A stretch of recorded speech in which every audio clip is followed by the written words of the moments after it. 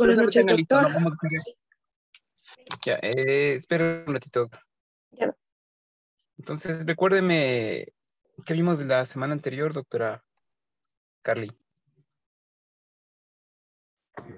Doc, en la semana anterior vimos, espérame, vimos aneurisma de la aorta ¿Qué más? abdominal, tratamiento, bien, el rol de cirujano del pie, de lo de podiatría, ¿qué más vimos? No, de podiatría no alcanzamos a Vimos, ver. ¿Tiene Doc, anotado? no, ¿Tiene en su lista? Revisen su lista. De esta clase y de la anterior que nomás vimos, por favor.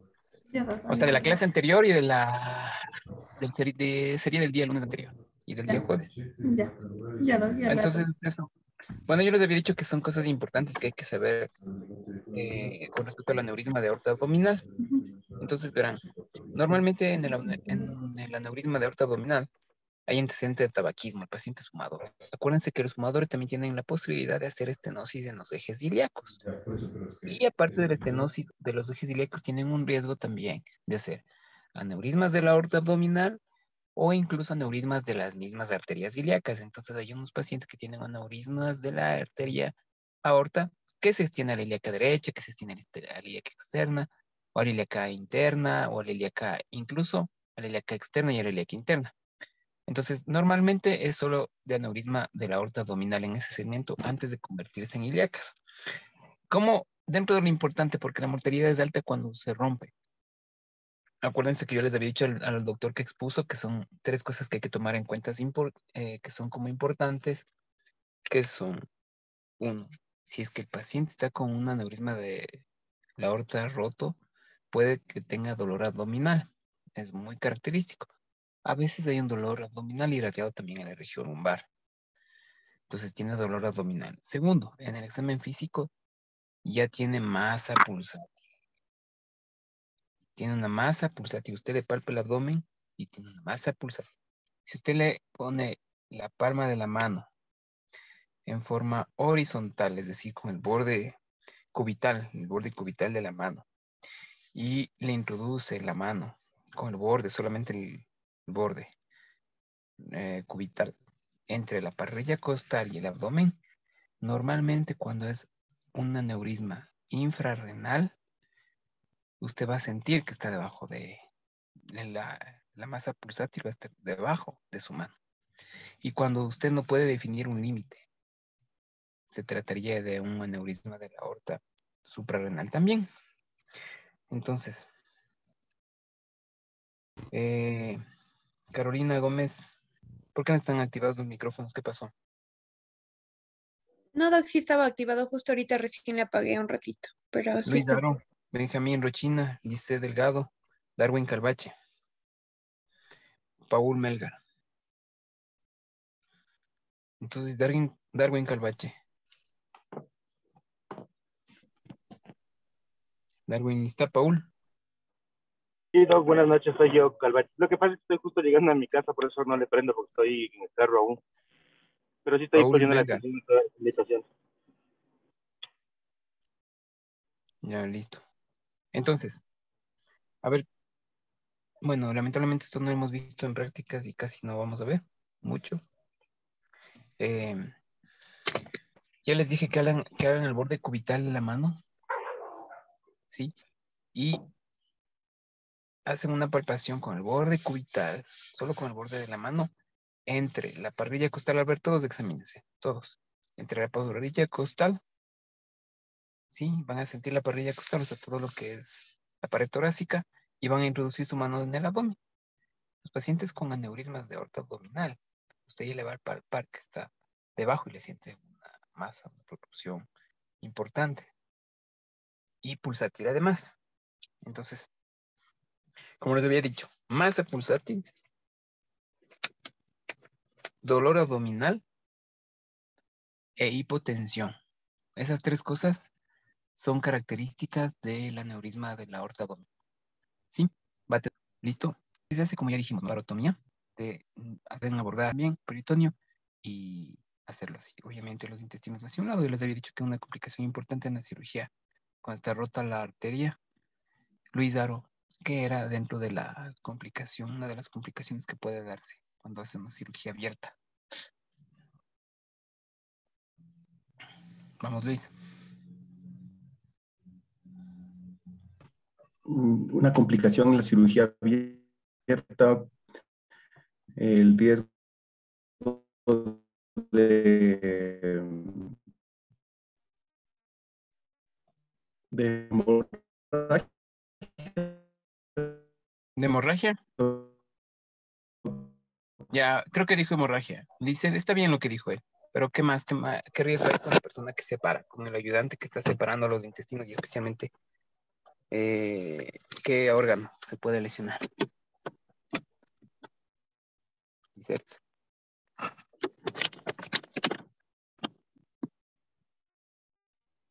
Dice, ¿me escucha? Ya. ¿Me está nombrando? Dígame. ¿Qué otra complicación aparte de la hemorragia? La hemorragia, ¿le alcanza a escuchar? ¿Qué más era?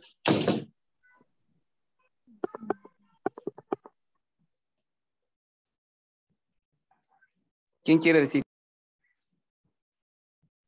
Perforación podría ser, Doc. Sí, perforación ¿de qué? ¿De qué es?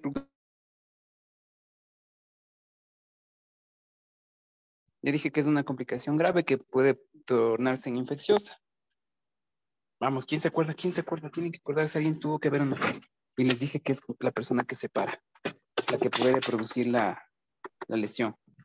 Obstrucción de la arteria renal. Sí, puede pasar, pero no es de esa la que les dije. ¿Quién quiere decir? ¿Quién quiere decir? Vamos, chicos. Ya les digo que se puede generar en infecciosa luego.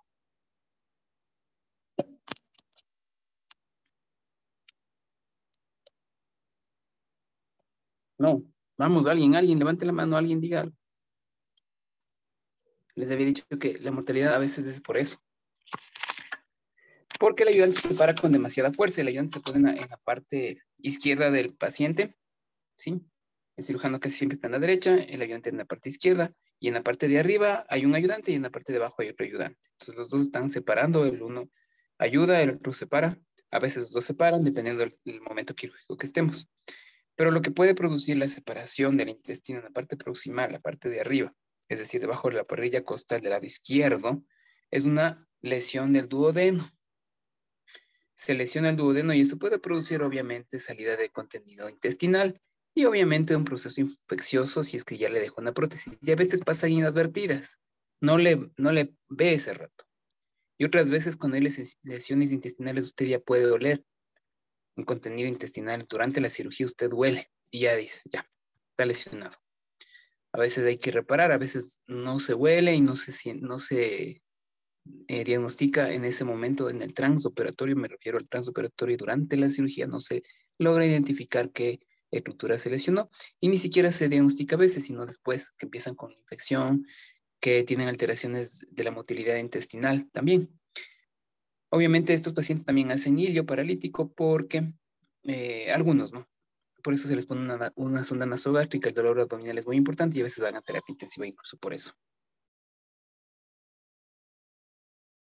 Bueno, Daniela Tinillo, ¿cuáles eran entonces los signos con los cuales usted puede decir que el aneurisma de aorta está roto? Sería principalmente la hipotensión, Doc, y el dolor abdominal. ¿Qué más? ¿Qué hace usted cuando se pone la mano así? Sentir la masa pulsátil. Eso. Entonces ya son 3 cosas, Daniela. A ver, ¿cuáles son?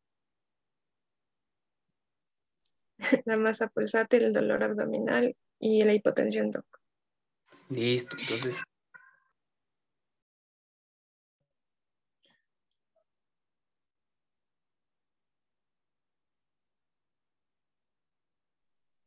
ya. Entonces, bueno, pongan atención, chicos. Entonces, la otra técnica es la endovascular, que se hace por acceso de las arterias femorales. Usted ingresa los catéteres por las arterias femorales. Para que usted tenga una idea, los catéteres para ese tipo de prótesis están dentro de un tamaño de un dispositivo de este esfero. Sí. Y aquí está la prótesis. Entonces, usted va sacando hay una cosa que se llama vaina, va retirando, y se va abriendo la endoprótesis como un paraguas. Pero obviamente es una prótesis larga que tiene pared de un material que se llama PTF o otros tipos de materiales, o teflón. Entonces, está forrada esa prótesis, está forrada. Por eso es que deja de sangrar y ya no va a seguir dando sangre al interior del aneurisma. Entonces, sí, es verdad. Hay algunas técnicas, hay algunas cosas como hacer, como la tercera técnica, Christopher. ¿Cuál era la tercera técnica que vimos en esa clase? Dije ya una abierta, otra endovascular y otra. Laparoscópica. ¿Perdón? Laparoscópica.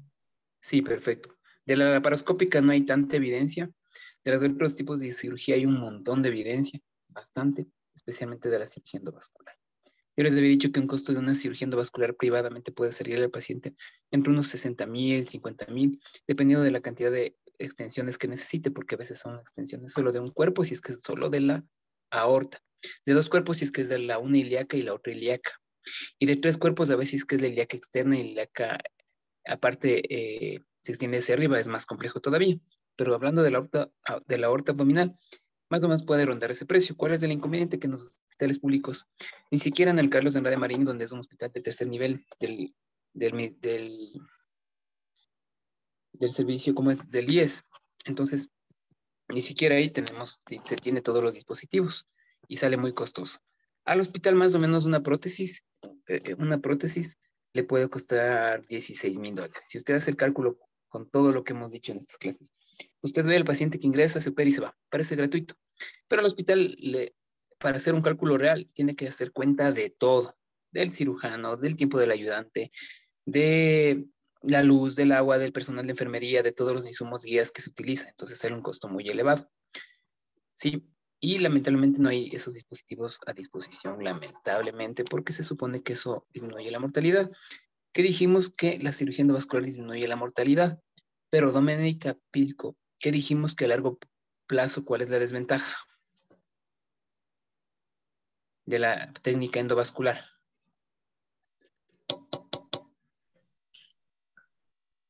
A ver, era que si es que el aneurisma estaba muy arriba iba a haber problemas de las...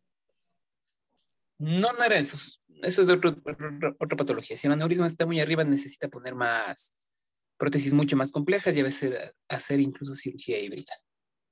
Es decir, por ejemplo, es una cirugía que le recanaliza a la mesentérica superior y dentro de la prótesis, de la endoprótesis, sale una ramita para protésica, obviamente, para la mesentérica superior. Pero eso es más complejo. ¿Quién se acuerda? Entonces era la ruptura. Eso, más que la ruptura, es que tienden a ser complicaciones frecuentes. Se llaman endofugas. Por ejemplo, si usted le ancla a la endoprótesis dentro de la aorta, la prótesis se tiene que anclar súper bien en el cuello de la aorta. Hagan cuenta que no sé si ¿alcanzan a ver o no? No. Nada. ¿Sí o no? Nada. ¿Sí o no? ¿Se ve o no se ve? Es que tiene activado eso del fondo borroso, entonces se borra también la hojita. Sí. Ya nada. Bueno. La cosa es que si el anclaje de la endoprótesis, hagan cuenta que tiene debajo de la emergencia de la renal derecha y de la renal izquierda está la aorta. Y casi siempre ese segmento de la aorta está sin aneurisma. Es un segmento de unos 2 centímetros, 3 centímetros sin aneurisma. Después de esos 3 centímetros que están abajo de la emergencia de las renales, se hace aneurismática esa zona. Entonces, ¿qué necesitamos? Fijar la endoprótesis a ese cuello. Y de hecho, en la cirugía, en la planificación y todo, se llama cuello del aneurisma, porque el cuello es un diámetro relativamente normal. La endoprótesis se va a fijar con unas extensiones que tiene metálicas de una forma muy fuerte a la pared de la aorta en el cuello. Si lamentablemente por razones de mediciones no se midió bien la aorta, no se midió bien la endoprótesis, no se planificó bien, o a veces incluso planificando bien, usted le deja la prótesis donde estaba y el flujo de sangre es tan fuerte, pero tan fuerte, que le va empujando la endoprótesis. ¿Y qué puede pasar? Si se sale del cuello la endoprótesis, puede migrar hacia el aneurisma, toda la prótesis, y ya no cumplir el trabajo que estaba cumpliendo. Si estamos claros, se puede quedar dentro de la endoprótesis, del aneurisma la endoprótesis. Eso se llama fuga. Y a veces no es que migra toda la prótesis, sino una pequeña zonita. Y por esa pequeña zonita que migró, empieza a ingresar sangre entre la prótesis y la pared del aneurisma, propiamente dicho. Entonces, eso se conoce como fugas y eso es un poco más frecuente, obviamente, en la cirugía endovascular. Pero en términos generales, sí. Hay gente que está a favor de la cirugía abierta y estamos de acuerdo. Y está bien esa cirugía. No hay que ser, como habíamos dicho la otra vez, tan contundentes de decir sí o sí cirugía abierta o sí o sí cirugía endovascular. Hay muchísimos pacientes que se benefician, la gran mayoría, de cirugía endovascular y hay pocos pacientes que sí son beneficiarios de la técnica abierta. Generalmente la técnica abierta se hace en pacientes que tienen el cuello muy corto o que no tienen cuello, que el aneurisma empieza directamente apenas salieron las arterias renales, y es decir, no tiene ese cuellito. Ahí se puede hacer cirugía abierta. O cuando el aneurisma es muy tortuoso, se hace un aneurisma, un saco muy, muy angulado.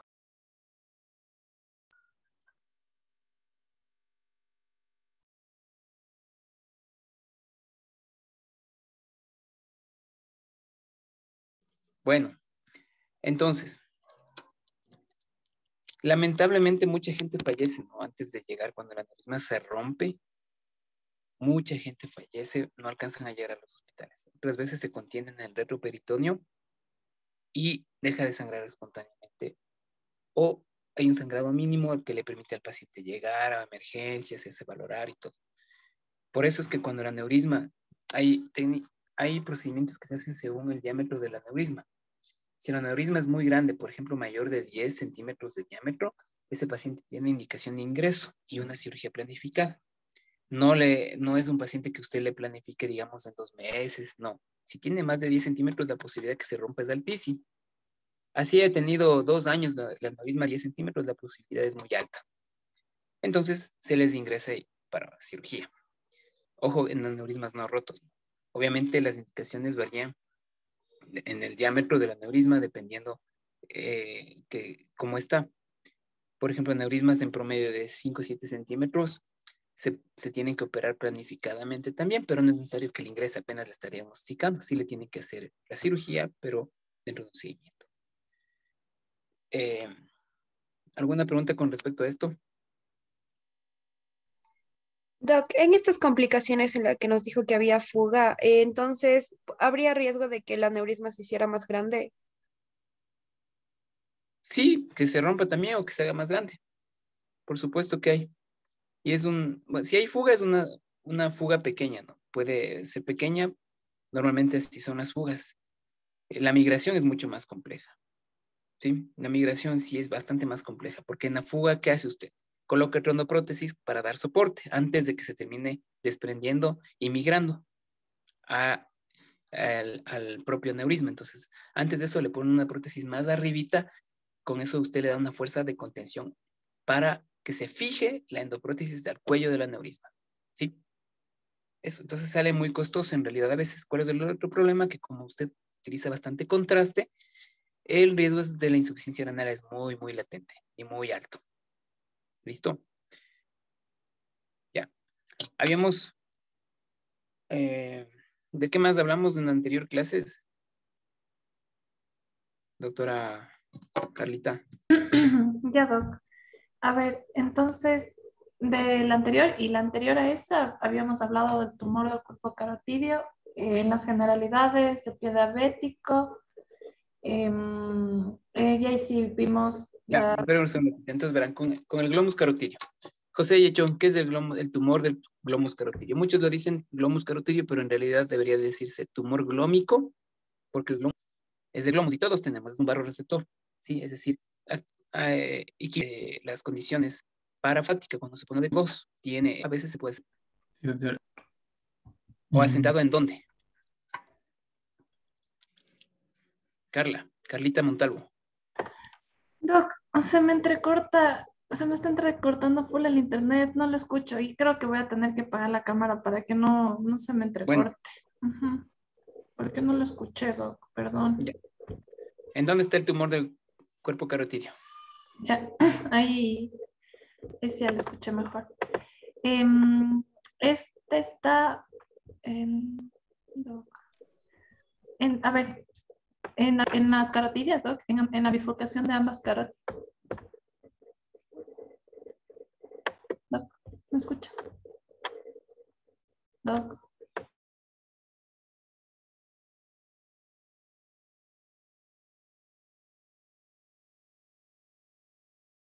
Doc, ¿sí me escucha? Creo que está apagado su micrófono. Ya, sí les escucho. Ya, Doc, en la Espera un bifurcación. segundito, ya. Ya, Doc. Me voy a demorar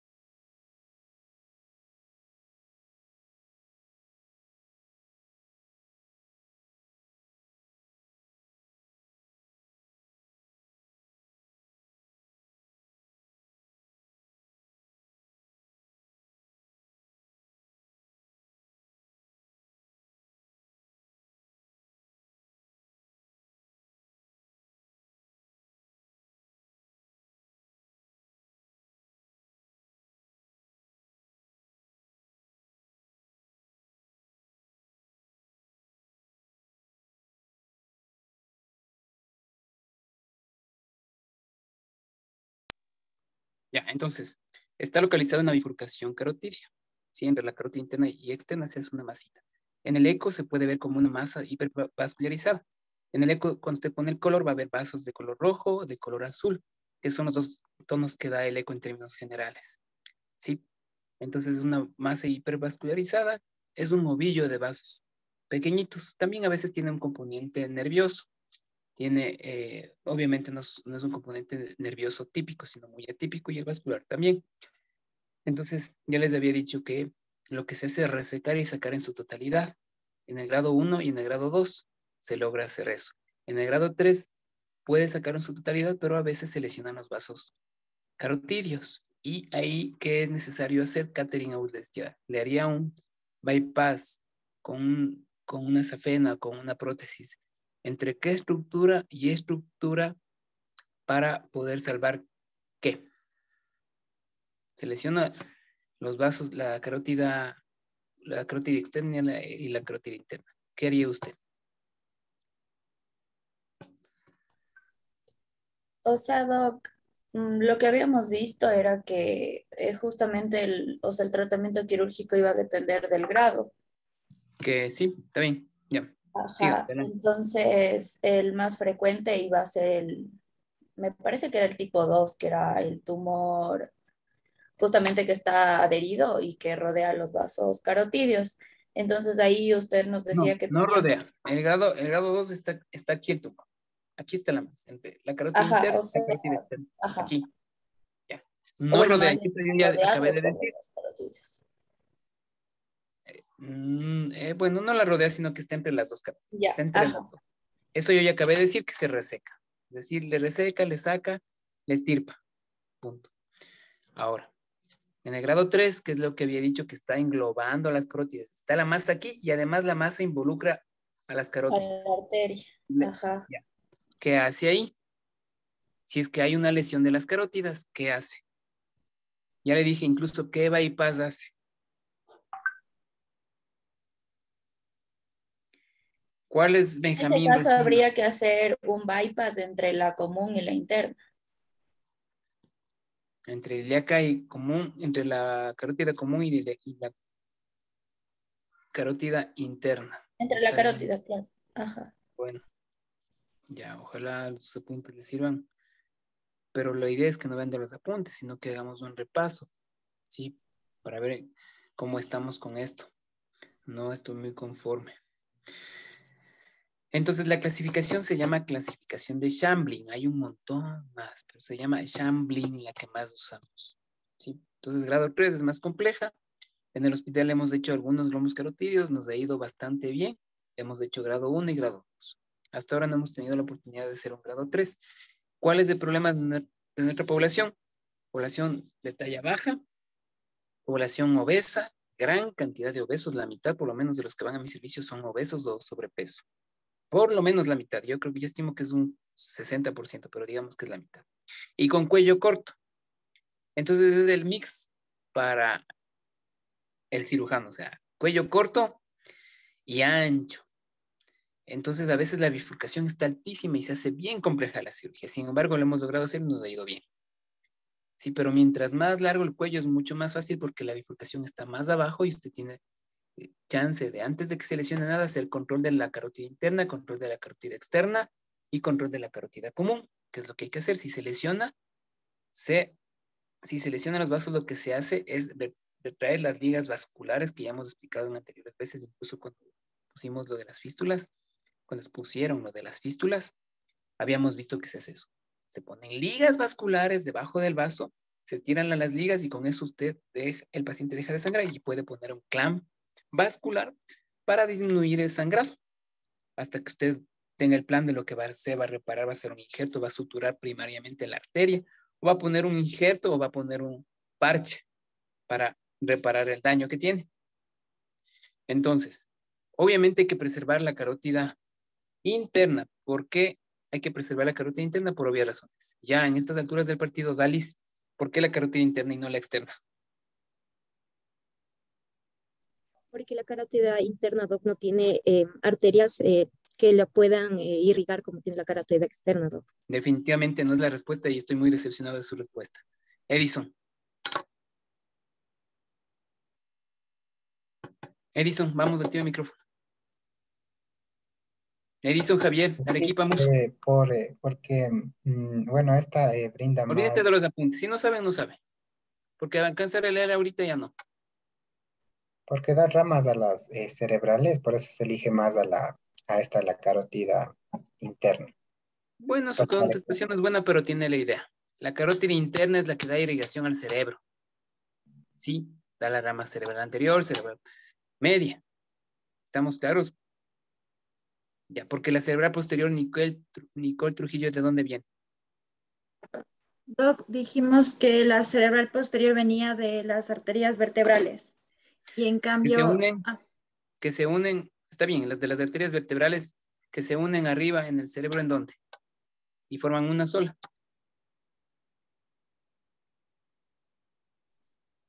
Sí, Doc, o sea, a ver, recuerdo que... La basílica, Doc. Ajá, basilar. pero... Basilar, Doc. Eso, la basilar. Eso ya saben por anatomía, ya solamente les estamos recordando. Entonces, las dos. A ver, la carótida interna irriga, no es así exactamente, pero por lo menos la idea general que veo que no tienen, sí tenemos que aceptar. La carótida interna da ramas para el cerebro medio y el anterior. Las vertebrales se unen, forman una arteria común que se llama basilar y esa genera la circulación para el cerebro posterior. Cerebro posterior y cerebelo. ¿Estamos claros? Entonces, son importantes también, obviamente. También hay infartos de esa. Y un infarto de esa, por ejemplo, en el cerebelo, que es el área de equilibrio, puede dejar al paciente, obviamente, con alteraciones del equilibrio, o con ataxias o con apraxias. No voy a meterme en ese sentido porque ustedes ya deben saber qué son las apraxias, las ataxias. Ya, entonces, hasta ahí. Por supuesto, hay que preservar la carótida interna. La carótida externa incluso la puede ligar y no pasa nada. Increíblemente puede ligar hasta las dos carótidas internas, que la cara se irriga por colaterales de la subclavia o por las mismas vertebrales. Pero si tiene un daño de las dos carótidas internas, hay que reparar las dos. Si tiene daño de la interna, tiene que reparar la una. De la externa, ya les he dicho, pueden ligar. Las yugulares también se pueden ligar sin ningún problema. De hecho, muchísimas venas del organismo se pueden ligar. La basílica, la cefálica, la humeral, la femoral, la ilíaca se puede ligar. La que no se debe ligar y que ojalá no es una cosa que no quiere ver uno ni como cirujano, es de la poplitea, porque la vena poplitea sí toca reparar. Esa sí hay que repararle, ¿sí?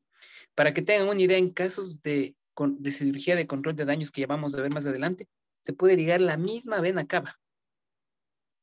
La misma vena cava se puede. Obviamente hay una mortalidad altísima, porque es un paciente que está a borde de la muerte. Usted no le va a ligar una cava a un paciente que esté muy bien. Es un paciente que si usted no le corrige el sangrado, no le para el sangrado, se muere por sangrado. Así de fácil. Entonces, ya, hasta ahí estamos claros con esto, ¿no? Del pie diabético ya hemos dicho, ya hemos insistido bastante. No nos vamos a meter en el pie diabético, pues les voy a dar. Es que por lo menos tienen que saber cuál es un isquémico, cuál es un neuropático y cuál es un mixto. Jessica Gómez, ¿cuál sería la característica de un paciente con pie diabético mixto, digamos, neuropático? La edad del paciente, cómo están los pulsos, cómo es la herida, cómo es la úlcera, qué hubo antes de una úlcera. Ya, doc. Perdón, en menores de 50 años, doc, y estos pacientes pueden presentar calambres o parestesias, dolores nocturnos que eran de tipo urente. Bueno, parestesia sí, calambres no Sí mucho, me porque escuchó, los calambres se no son colgó. síntoma neuropático Se puro, sino colgó. más bien otro tipo. Pero pueden tener parestesias, pueden tener alteraciones sensitivas, hipoestesia principalmente, o disestesias también, que son alteraciones de la sensibilidad desagradables. Ya, ¿qué más? ¿Cómo es la úlcera?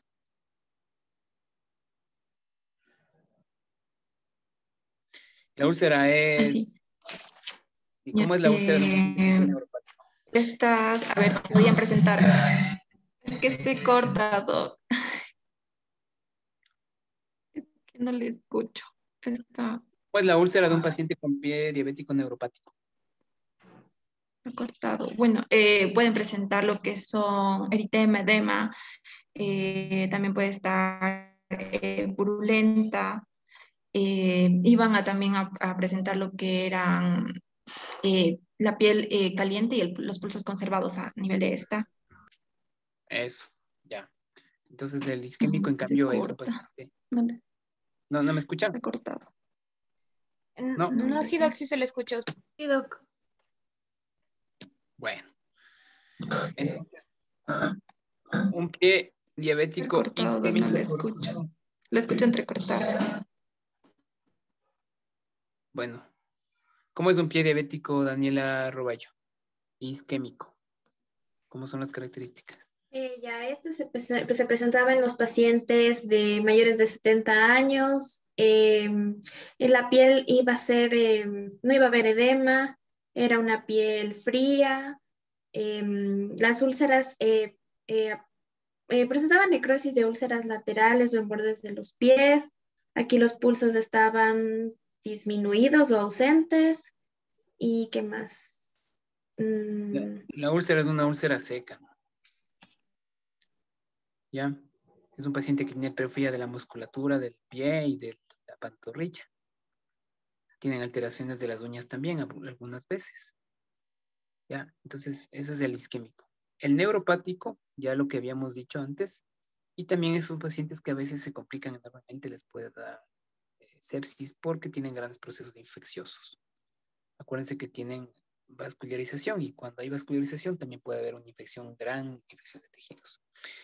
El consejo que les iba a decir es que de preferencia ustedes no manejen el pie diabético, porque el pie diabético es de un manejo multidisciplinario. Mínimo tiene que ver el internista para que le corrija todas las cifras de diabetes en lo que más se pueda de forma aguda y de forma agresiva.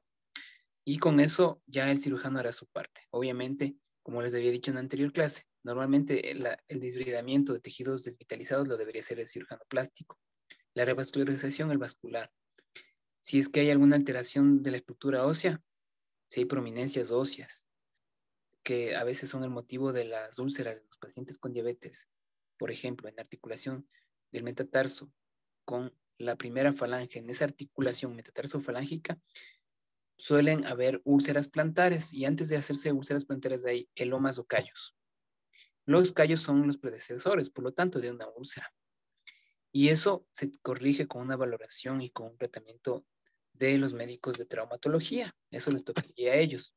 A veces sacan la articulación, a veces sacan la epífisis distal del metatarsiano, a veces solo hacen, le liman prácticamente o le hacen una osteotomía parcial de ese segmento que está prorruyéndose hacia abajo. ¿sí? Y obviamente eso se hace de un manejo multidisciplinario. Los pacientes ya vienen manejados con 2 de antibióticos, por lo tanto es obligatorio que le vea un médico internista y de preferencia un infectólogo. El paciente, una vez revascularizado, se queda con una enfermedad crónica. El paciente no se va a sanar nunca. Si es que ya quedó amputado 1 o 2 dedos, el paciente va a tener a hacer recidivar sus úlceras. Por eso tiene que ser vigilado constantemente. Y normalmente si le falta uno de estos dedos, por ejemplo, se queda con el dedo así, se ponen prótesis para espaciar y para que los dedos no tiendan a llenar el espacio hueco. Eso es importantísimo porque si los dedos hacen de esta forma, se van a crear nuevas zonas de presión y nuevas úlceras en el futuro. Entonces tienen que ponerse prótesis. ¿Qué es lo malo? Que los servicios nacionales no proveen dinero para las prótesis y que una prótesis sencilla puede costar, una sencillita puede costar mínimo de un dedo, puede costar unos $500. Entonces, pacientes son gente que la mayoría, por lo menos lo que estamos hablando del Ministerio de Salud, no pueden pagarse, no pueden costearse. Y ese es el inicio de la nueva ulceración. Entonces es un tema bastante complejo y se necesita un manejo multidisciplinario que lamentablemente no es fácil conseguir. No es fácil, es bien complicado. Si hay gente que definitivamente no le interesa el pie diabético, que le huyen al pie diabético. Porque es complicado y a veces termina siendo... A usted hace muchos esfuerzos, le hace un bypass, le hace todo. Y a veces no se salvan las extremidades. Incluso con bypass funcionales, doctores.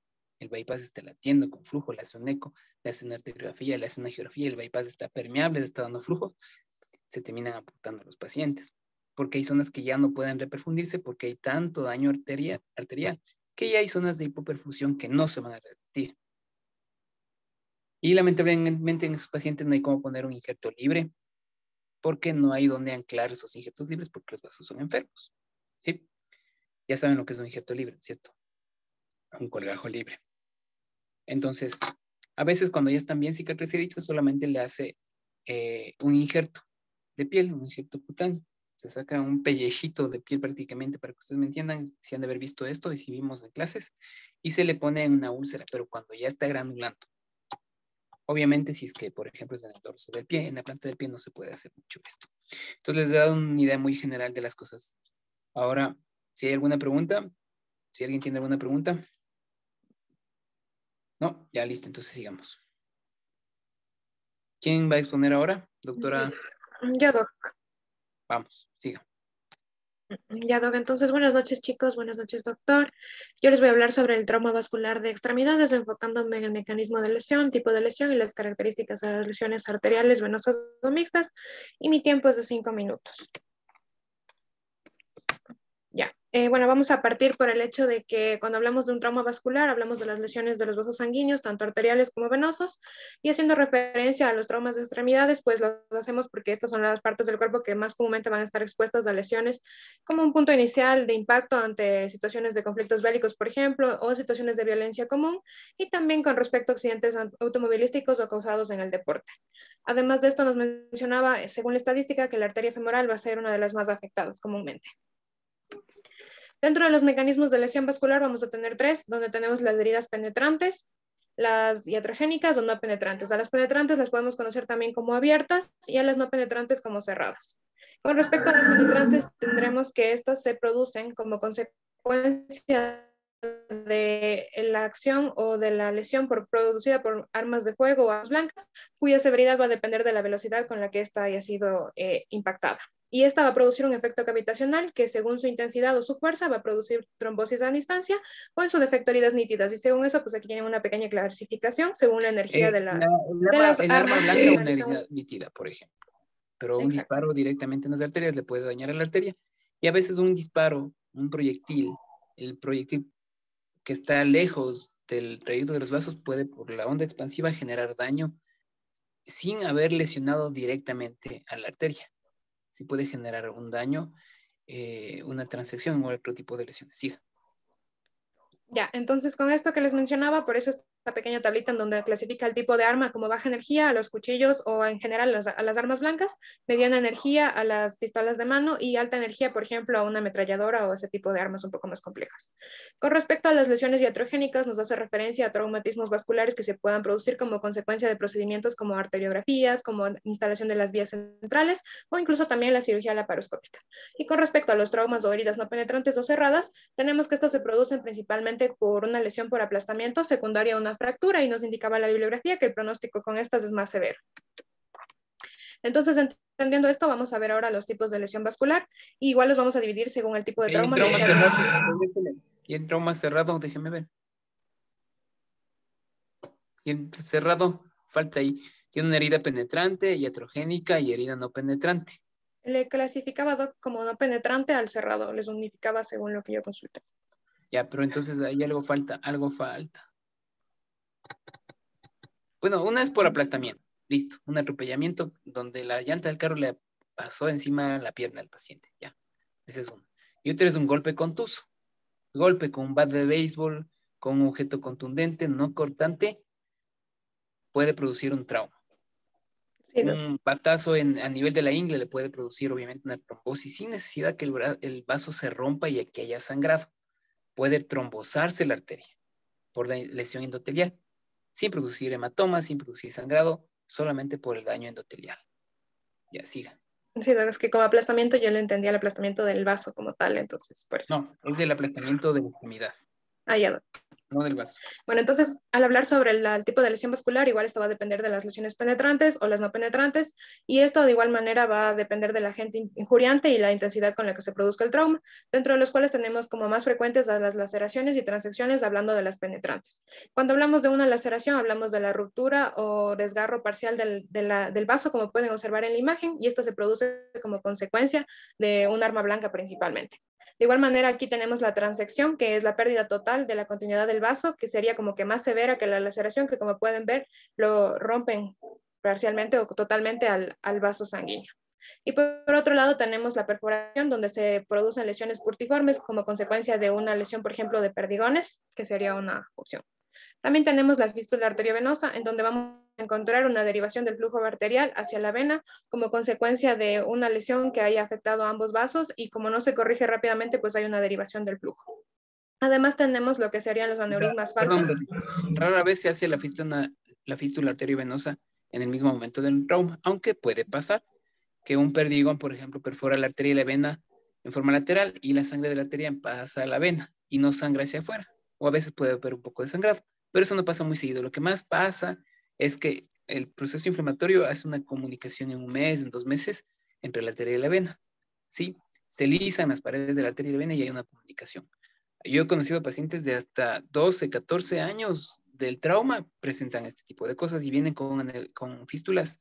Cuando se forma una fístula en el miembro inferior, por ejemplo, en la femoral, con el transcurso de tiempo la femoral va generando más fístulas. Y empiezan a tener tantas fístulas que les empieza a dar falla cardíaca y tienen insuficiencia cardíaca. Y algunos pacientes, que no son muchos ventajosamente, ya ni siquiera son candidatos de cirugía, porque usted el rato que le cierra las fístulas del paciente puede fallecer por falla cardíaca. ¿Sí? A veces se hace una cirugía y después otra y otra para ir haciendo en tiempos. Listo, siga.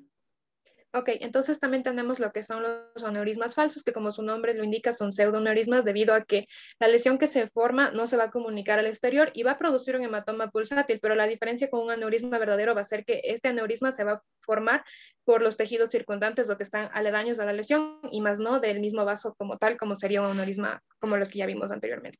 Y la otra característica de ese es que hay un orificio, ahí señala el orificio que tenemos ahí. Ese orificio hace que por ahí salga la sangre, se da una vuelta y regresa por el mismo orificio. Entonces hay un sitio de entrada y otro de salida. Y en el eco, cuando usted lo hace, se ve una imagen de yin yang, y todos deben conocer el yin yang, ¿cierto? Solamente que se ve una imagen en rojo y en azul, tal cual, igualito, idéntico al yin yang, solamente que no tiene ese puntito cada lado, ¿no? Pero se ve así y circula. Esos falsos aneurismas son bastante comunes en pacientes que se han hecho cateterismos cardíacos y se quedan con los introductores, que se les retira unas 6-8 horas después del procedimiento endovascular coronario. Cuando le retiran mal, sangra solamente el hecho de sacar el introductor y poner el dedo, poner los dedos. Solo en este segmento puede sangrar unos 200 cc, solo en medio segundo, un segundo. Y a veces se forma solo por ese hecho, ese aneurisma. Otras veces es cuando no hacen una compresión adecuada. Y otras veces se hizo todo bien, pero el paciente está anticoagulado, antiagregado y todo, y no se llega a cerrar el hueco o el orificio donde se introdujo la aguja, el introductor y los dilatadores. ¿Sí? Entonces no se cierra. Normalmente se debería cerrar perfectamente en forma automática una vez que retire el introductor, y el apoyo es para que, la compresión es para que se forme un coagulito en ese sitio de entrada. Y a la mayoría de pacientes les va bien, pero otros se forman pseudoaneurismas. Cuando son pequeños, solamente usted hace una compresión y se cierran solos. Al paciente se le pone anestesia local, por ejemplo, o raquidia, le lleva al quirófano y le hace una compresión solo con la mano y se cierran solos porque se trombosan. Pero otras veces toca abrir y es una cirugía grande y a veces compleja. A veces. A veces fallecen también porque no se alcanza a encontrar el orificio, porque el aneurisma le cubre la arteria. Y entonces usted no alcanza, es tan grande a veces que usted no le alcanza a hacer el control proximal y distal, que es indispensable para toda cirugía vascular, arterial especialmente. Control proximal, distal, que quiere decir clampear, proximal y distalmente. Y ahí sí abrir el aneurisma, buscar dónde está el orificio y todo. Pero a veces es tan grande que usted no encuentra el cabo. Y a veces se rompe el aneurisma durante la cirugía y usted sigue buscando el cabo para ver dónde sangra y no le alcanza. Lo que se hace si es que pasa eso es poner un dedo del sitio donde sangra. El ayudante pone un dedo y el otro cirujano sigue buscando los cabos. A veces se puede hacer eso, otras veces son tan grandes los daños que no se logra. Y fallece en el acto quirúrgico. Siga. Ya. Entonces ahora vamos a ver los tipos de lesión vascular que podemos encontrar frente a lesiones no penetrantes o traumas cerrados. Tenemos dos, el espasmo segmentario y la lesión de la íntima. El espasmo segmentario hace referencia a tal cual lo que ustedes ven en la imagen, que es una contracción pequeña del vaso, sostenida y que se revierte. Y esta se produce cuando existe un trauma menor, como mencionaba el doc, podría ser un golpe. En cambio, tenemos la lesión de la íntima, en donde habrá un trauma severo que por el aplastamiento del vaso va a producir una trombosis completa del mismo. ¿Por qué? Porque la luz del vaso va a obstruir. Por la lesión contusa. Ok. ¿Sí? Entonces el vaso protruye y esto puede generar la trombosis completa del mismo, cerrando totalmente la luz de este. Bien, entonces finalmente vamos a ver las características de las lesiones arteriales, venosas y mixtas. Y es importante mencionarles que, bueno, según la literatura que se consultó, se vio que alrededor del 86% de los traumatismos suelen ser combinados, es decir, es un poco difícil evitar de lesionar la vena o escoger si lesionar la vena o la arteria. Entonces, con respecto a los arteriales, la característica que podríamos señalar sería que la hemorragia puede ser profusa, pulsátil y rutilante. Podemos encontrar el soplo, el tril sobre la arteria lesionada. Ajá, rojo rutilante, podemos encontrar el hematoma pulsátil y los signos isquémicos, aunque esto es bastante inespecífico, ya que podríamos encontrar en ambos. Y esto también posteriormente lo van a ver que es importante para el diagnóstico, estos signos que les estoy mencionando, que sería la ausencia de pulsos, el dolor, la palidez, la parestesia y la parálisis. Con respecto a la venosa, vamos a tener que...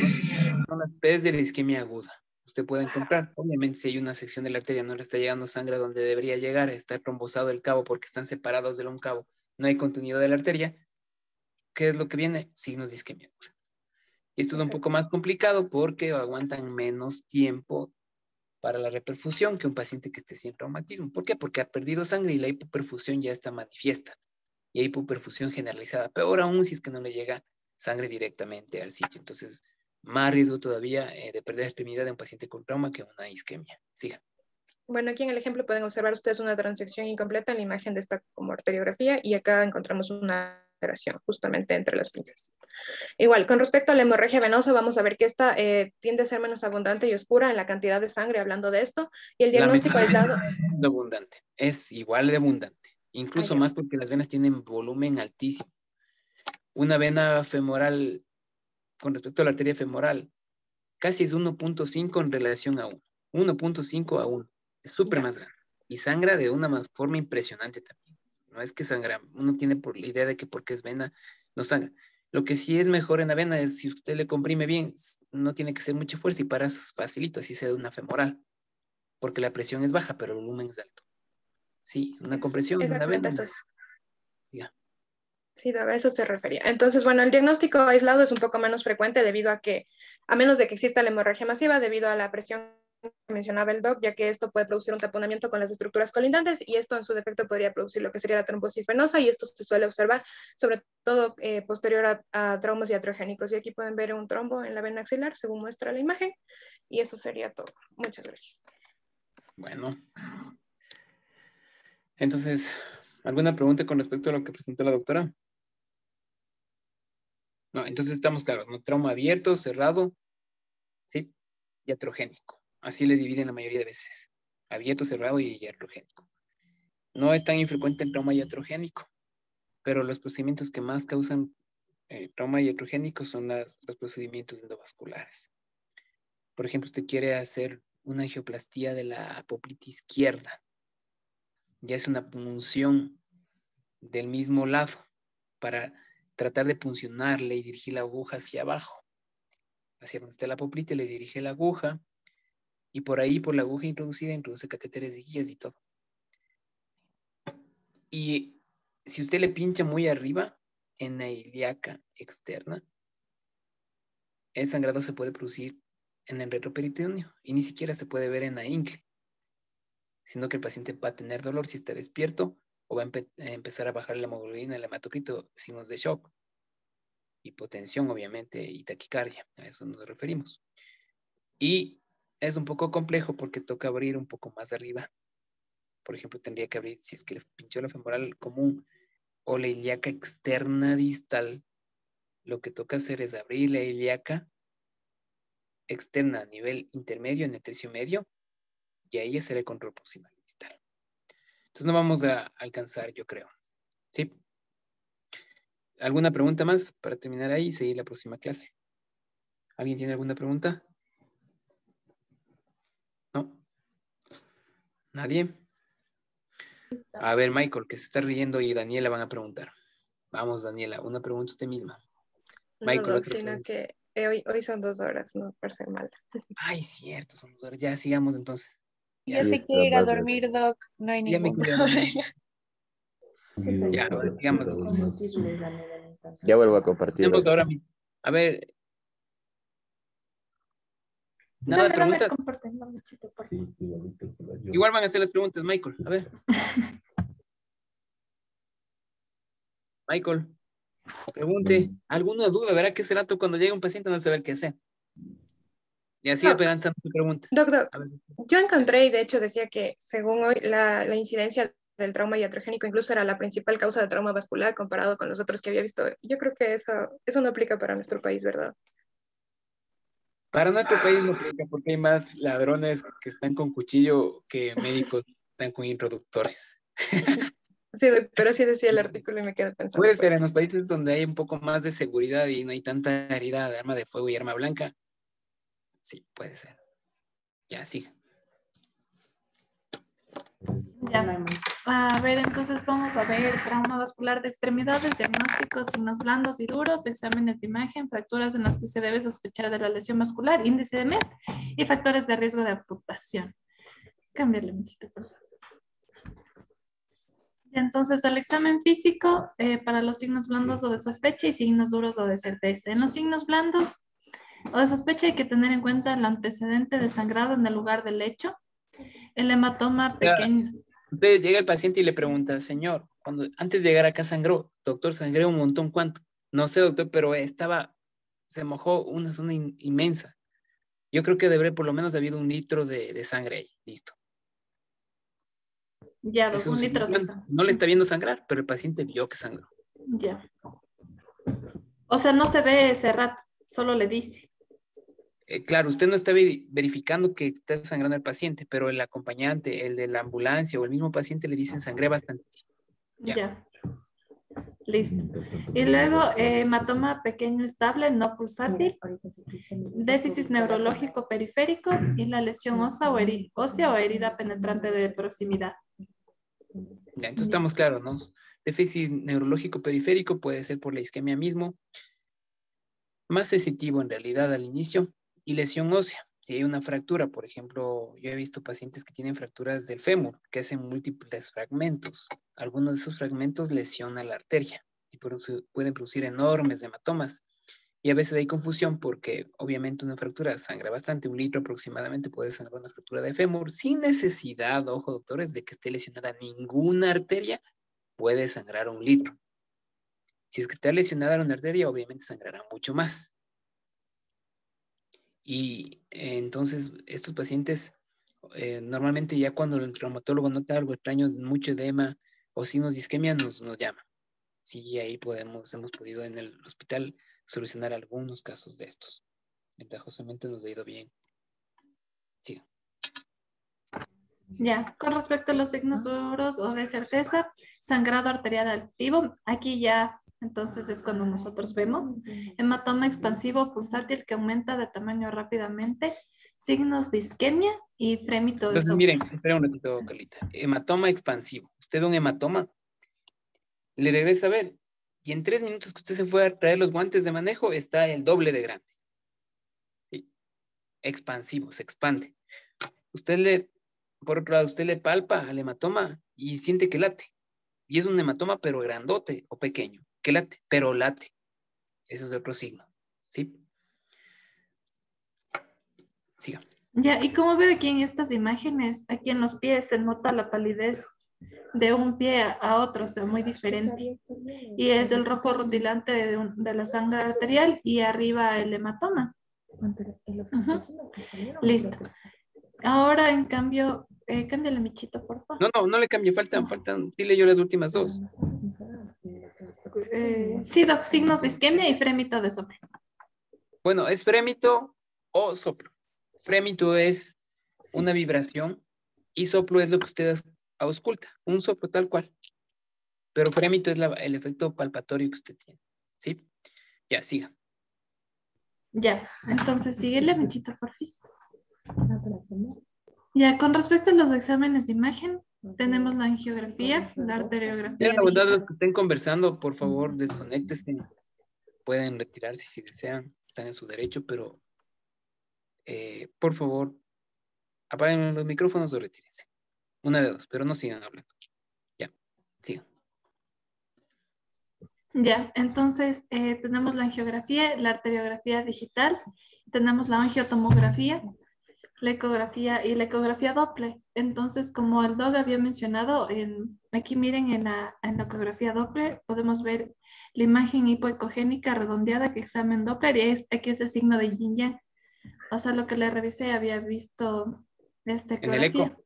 Ajá, Ah, ya. aquí el eco. Sí, puede ser. Ajá. Puede ser. Sí, sí. Parece un pseudoneurisma y de hecho de abajo debe decir. Entonces esa imagen de arriba, señálenos, Carlito, donde está la flecha roja. Ya. Ya le va a señalar. Ya. Ahí. Entonces eso puede ser un pseudoneurisma. Vemos un sitio que hay una comunicación entre el pseudo y la arteria principal. Este puede ser el sitio del trauma, de la lesión. Y el pseudoneurisma puede ser, obviamente es esa parte que está ahí.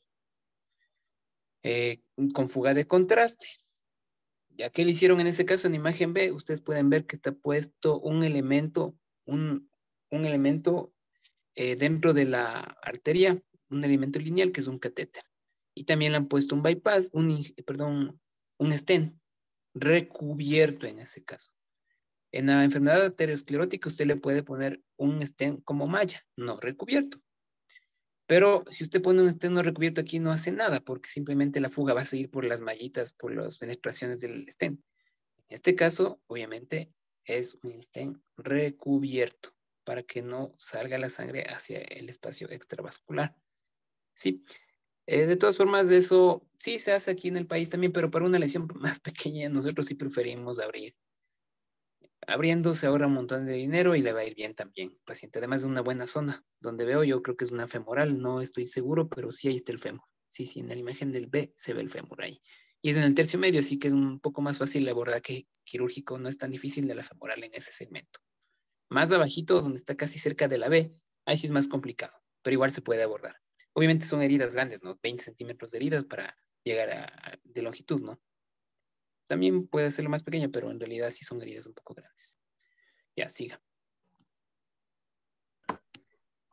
Ya, cámbiale, Michito, por favor. No, en la imagen de abajo, a ver, veamos en esas imágenes que hay.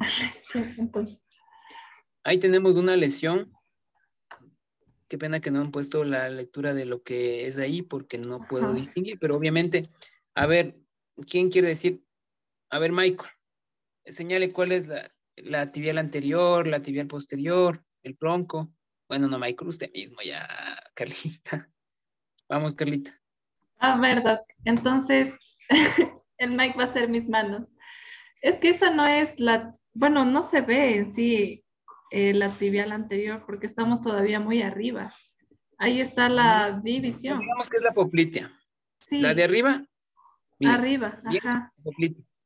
Sigue bajando. Es la pierna, Doc, entonces. Es la pierna. Sí, tiene toda la cara de ser la pierna. Esa puede ser la poplitea.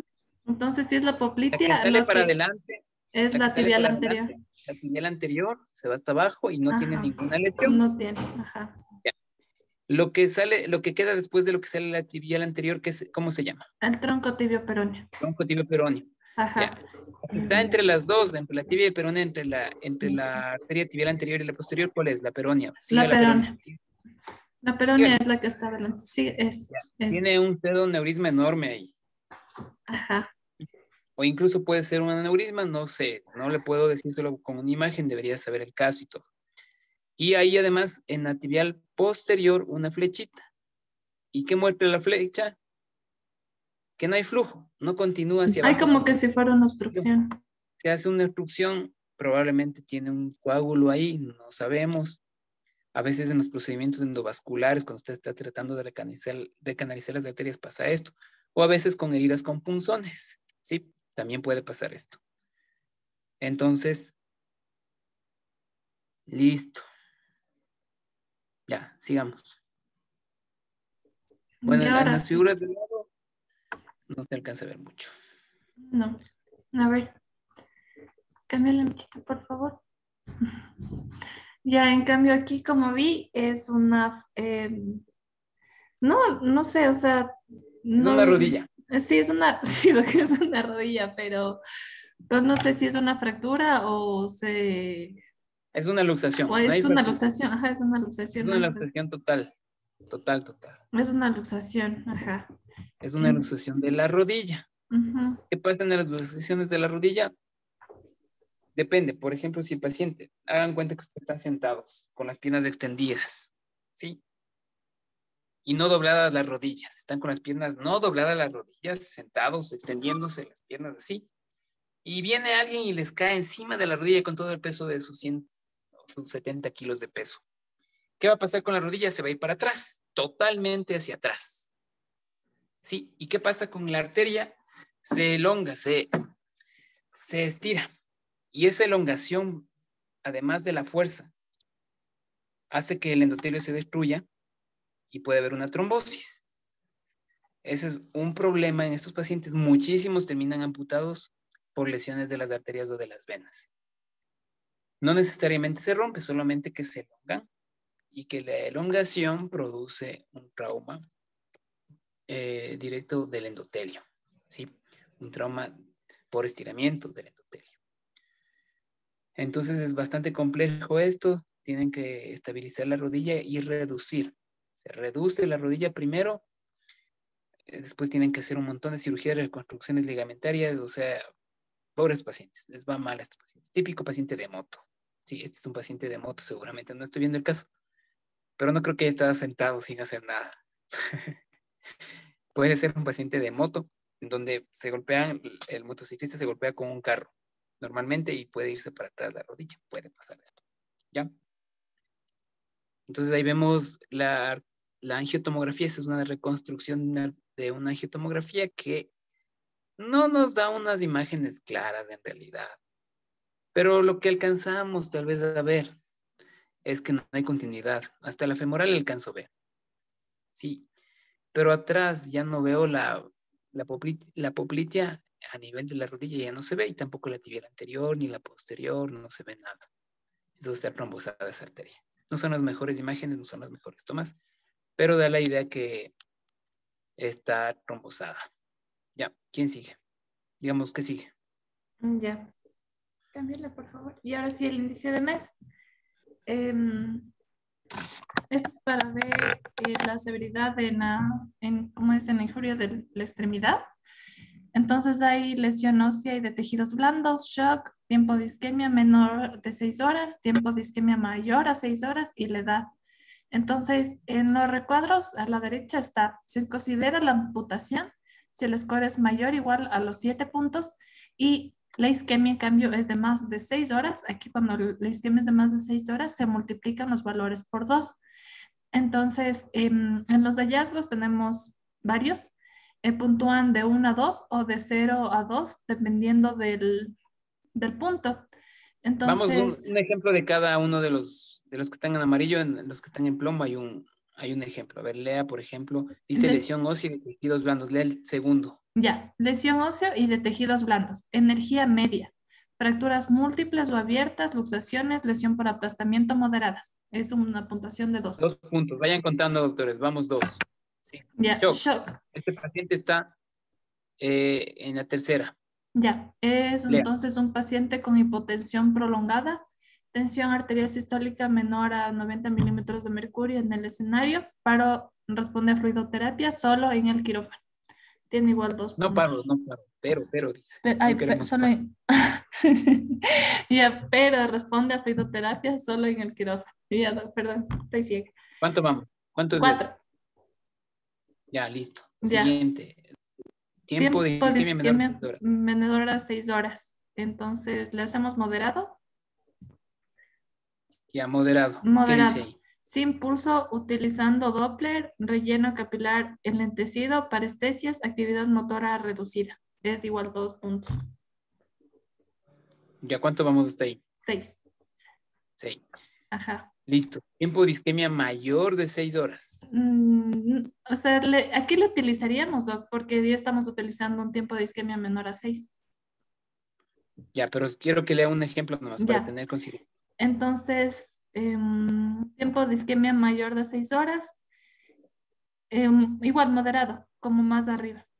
No entiendo cómo más arriba. No, es que cuando usted tiene un isquemia de más de 6 horas, califica con la escala de abajo. Y si tiene 3 o 4 horas, utiliza la escala de arriba. Entonces, dependiendo del tipo de isquemia, usted elige. ¿Listo? Ya. Ya. Y en la edad, tiene este paciente 68 años. Mayor de 50 años, entonces 2 puntos. Tiene 8.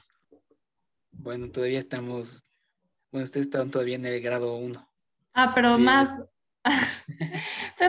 pero dijimos como ejemplo, le sumo también, entonces esa también sería 12. Claro, tiene 2 puntos. ¿Cuánto vamos? ¿Y el de tiempo de isquemia de mayor a 6 horas también le sumo? No, solamente lo que tenemos hasta ahí. 8 entonces. Ya, ¿y qué significa 8 arriba? Entonces, esto se considera la amputación mayor o igual a 7. O sea, ahí ya se considera amputación y el paciente ya tiene 8. Entonces, ¿qué es lo triste de esto? Que se queda sin isquemia. Sí. Y ahora, del resultado que salga, imagínense, al paciente, si es que está en tiempo de isquemia mayor de 6 horas y tiene, por ejemplo, 4 puntos, sumando le saliera, digamos, 12, le multiplica por 2, o sea, le va a salir 24, o sea, para amputación. Obviamente este criterio es un criterio antiguo, no está muy aceptado a nivel global, pero es el que más se usa y es para traumas de alta energía normalmente, aunque se puede utilizar para traumas de otro tipo también. Sí le da una orientación, sí le da una idea de lo que hay que hacer, pero acuérdense que no son los únicos parámetros clínicos. Generalmente las escalas nos ayudan, pero no son determinantes para decidir conductas. El juicio clínico es más importante. De todas formas, tiene que tener un parámetro sobre qué basarse sus decisiones. Y esto ayuda. Hay más escalas también, obviamente, pero ninguna está totalmente aceptada a nivel global como que sea precisa. Entonces, ya. ¿Quién sigue? ¿Alguna pregunta hasta ahí o ya se terminó, no es cierto? Sí, ya se terminó. Ya. Listo. Esta exposición era de una compañera de ustedes, pero creo que tuvo algún problema de salud y no pudo presentar. Sigamos. Ya, Doc. Buenas ¿Preguntas noches, hasta Doc. aquí, doctores? ¿No? Lo que les iba a decir es que normalmente cuando se decide una amputación, es preferible que 2 o más especialidades decidan. En ese score de May también está el daño extenso de tejidos blandos. Entonces ahí tiene que decidir el plástico, el traumatólogo si hay fractura y el vascular si hay compromiso vascular también. Entonces, sí es importante hacer una valoración multidisciplinaria. Para este tipo de casos no es tan difícil como para el pie diabético uniles, ¿no? Porque normalmente no les llaman a ellos primero. Normalmente no nos llaman a nosotros primero, sino nos llaman a los traumatólogos, por ejemplo, primeros, porque hay fractura, ¿sí? Entonces hay un poco más de consenso y más de apoyo en este tipo de casos para decidir la conducta. Y otras veces nos ha tocado entrar. Alguna vez yo le comenté a usted en un grupo de rotación que nos llegó un paciente. ¿Sí han visto esas moladoras? Moladoras o amoladoras, yo no sé cómo se llama, creo que son amoladoras. Son esas sierras circulares que vienen con discos metálicos, vienen con lijas, o el disco puede venir con disco metálico, lija o una piedra, que es una piedra para lijar estructuras más duras. En tal caso es una cosa que circula y gira bastantísimas revoluciones. Yo no sé qué pasa, pero debe tener algún problema del manejo del personal que realiza los trabajos con ese tipo de cosas. La cosa es que se recibe bastantísimo trauma de esos en todos los hospitales y en todo el mundo. Aquí en nuestro Ecuador, como país típico latinoamericano, los maestros carpinteros que no están asociados a alguna empresa, los albañiles, los que hacen, cortan la madera o cortan, qué sé yo, la baldosa, tienen poca protección, no se protegen, no se ponen guantes, no se ponen equipo de trabajo, no se ponen materia de protección. Y a veces esos discos se desprenden y giran y producen traumas enormes, dependiendo del disco que sea. Si es que es un disco de piedra, el trauma será menor y habrá fractura, obviamente. Cuando son esos sierras circulares que son de corte de madera, por ejemplo, son esas sierras que producen cortes de fracturas, pero por cortes un poco más precisos, ¿sí? Entonces, normalmente esos casos son los que bastante se ven por acá. Lo que hay que hacer es lo que vamos a ver a continuación, ¿sí? Entonces, solamente les quería comentar de un paciente que alguna vez vino al hospital y le habían atendido en un hospital de alguna provincia, no me acuerdo de cuál. Entonces, este paciente tenía suturada una herida. Hagan cuenta que están viendo el muslo por arriba. Vean sus muslos todos. Por encima de la rodilla, en el tercio medio de la pierna, en el tercio medio del muslo, digamos, había una herida que abarcaba casi toda la circunferencia. Solo quedaba un segmento de unos 4 centímetros a nivel de la cara anterior del muslo sin suturar. Entonces estaba una circunferencia enormemente suturada y una zonita chiquita sin sutura.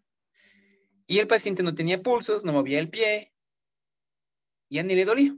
Entonces, como ya no tenía pulsos y del otro lado tenía unos pulsazos, era un hombre joven de unos 20 años, 25 años, y estaba pálida la pierna, tenía todas las P's de la isquemia. ¿Qué nos tocaba hacer? Explorar en el quirófano. Entonces uno cuando ve esa herida suturada tan bonita, tan chévere, tan bien vendadita y todo, piensa que es una herida de partes blandas, nada más. Pero cuando sacamos los puntos, encontramos que toda la musculatura había sido lesionada. Parte del hueso también estaba seccionado. La vena, la arteria y el nervio estaban triturados. Ni siquiera se podía ver los cabos. Había una sección donde, por lo menos unos 10, 15 centímetros, donde no había arteria. Estaba triturada, estaba desvanecida, estaba, no sé. Pero no había ni arteria ni vena, ni tampoco nervio. Entonces, y habían sido ya más 6 horas de isquemia, más 6 horas del trauma.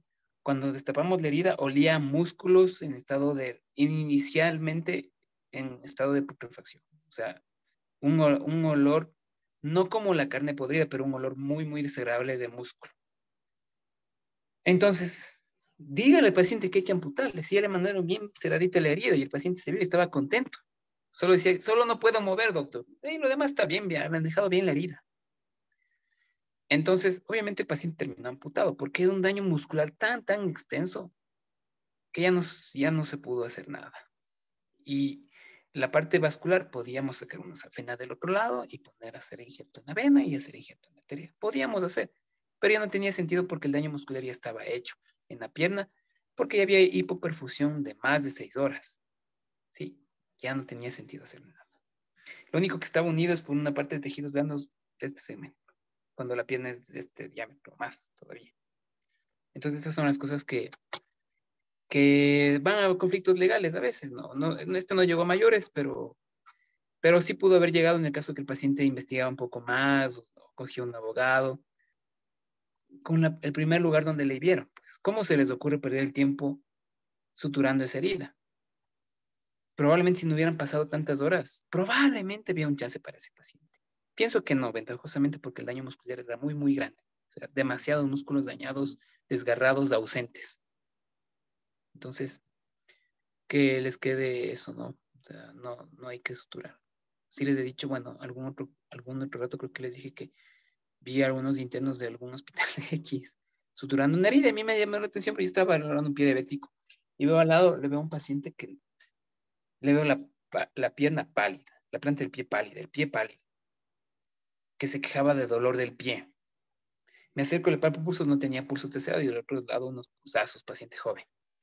Le digo, chicos, ¿qué están haciendo? Suturando una herida de una cornada de toro. Y ellos eran contentos porque creo que era la segunda o tercera sutura que habían hecho, pero súper contentos. Entonces, yo me acerco y les veo, primero estaban suturando mal porque hay una sutura de hilo, de nylon, que es no reabsorbible. Es como un plástico, el hilo ese. Es no reabsorbible, ¿sí? Y estaban suturando eso, con eso la musculatura de adentro, de la profundidad que ni siquiera se alcanzaba a ver porque era una herida de una cornada. Entonces, primero. Segundo, la piel que ya estaban suturando, han estado suturando con Vicryl, que se utiliza para dejar adentro. O sea, han estado haciendo al revés las cosas. Vicryl o poliglactina, el más conocido es el Vicryl, pero Vicryl es un nombre comercial, deberíamos decir poliglactina. Y estaban suturando. Entonces, obviamente yo me acerqué, les dije, chicos, este paciente tiene un trauma vascular, hagamos una angiotomografía, pidamos una interconsulta, dígale al emergenciólogo que me haga una interconsulta. Y listo. Ese paciente no me acuerdo, sí, creo que sí se logró salvar porque actuamos un poco rápido y el paciente había llegado rápido. Primero, esas heridas mejor no hay que suturar, hay que hacer limpiezas quirúrgicas. Así no hubiera compromiso de los vasos, hay que hacer limpiezas quirúrgicas. Obviamente en la limpieza quirúrgica es de hacer, pero primero hay que hacer la cuestión de la arteria y la vena. Hay que unir la arteria y la vena. Si es que están los cabos buenos, ustedes les unen simplemente. Pero en las cornadas de toro, en las lesiones con arma de fuego, no es que usted va a unir los cabos porque están destruidos. O a veces están presentes, pero están totalmente lacerados o golpeados del endotelio. Entonces es preferible sacar ese segmento unos buenos 3 centímetros para arriba, o sea, proximal y distal, estipar esa zona, resecar esa zona y coger una safena y ponerle ahí. Prótesis no, porque las prótesis se infectan en pacientes que tienen heridas sucias como la de este caso de una cornada de toro. Entonces en la limpieza quirúrgica hasta césped, tierra nos encontramos. Eso hay que lavar un montón y dejar abierta la herida. Igual que cuando hay una herida por mordedura de perros, no cierre. Al menos pueden cerrar si es que le meten al quirófano y le lavan profusamente y no es muy grande. Puede ser, pero normalmente incluso lavándole bien en el quirófano se deja abierto. Porque si hay infección, drena lo que tenga que salir y después le cierra o cierra por segunda intención solamente. ¿Hasta ahí alguna pregunta, doctores? Nadie quiere preguntar. Están callados hoy día y están aburridos. Sí, esta tarde, doc. Cansados nomás. Sigan, pero ya terminamos. A ver, ¿quién sigue? A Ya, ver, doc, Daniela quiero compartir. el punto primero, ¿no es cierto? Y después de Daniela, bueno, es Alito Bar. Ya, Ya. ¿quién sigue? Yo, doc. Buenas noches, doc, y buenas noches, compañeros. Ya voy. Vamos a seguir con trauma vascular. Yo les voy a hablar de primeros auxilios en trauma vascular y manejo inicial a la llegada del paciente de emergencia. Mi nombre es Nicole Trujillo y mi tiempo de exposición son 5 minutos. Entonces, en primera instancia, los primeros auxilios que nosotros vamos a dar en trauma vascular serán similares a los que damos en primeros auxilios en otras ocasiones. Haremos una vez D, A, como sabemos, respiración. En la C, si bien es cierto, circulación. Aquí debemos de ver si están presentes o ausentes los pulsos. Y aquí también se podría agregar el control de la hemorragia. Sin embargo, se puede pasar a un algoritmo que les voy a mostrar. Entonces, la D va a ser la disfunción neurológica del paciente y la L, exposición. En este gráfico que les pongo aquí, señala una X que tiene que ver con exsanguinolenta para la identificación del sangrado y la contención del sangrado. Sin embargo, el Colegio Americano de Cirujanos como que simplifica esta ABCD y lo pone en un A, B y C. A será alertar, llamar al 911, B, blending, que tiene relación con sangrado, y C, con comprimir.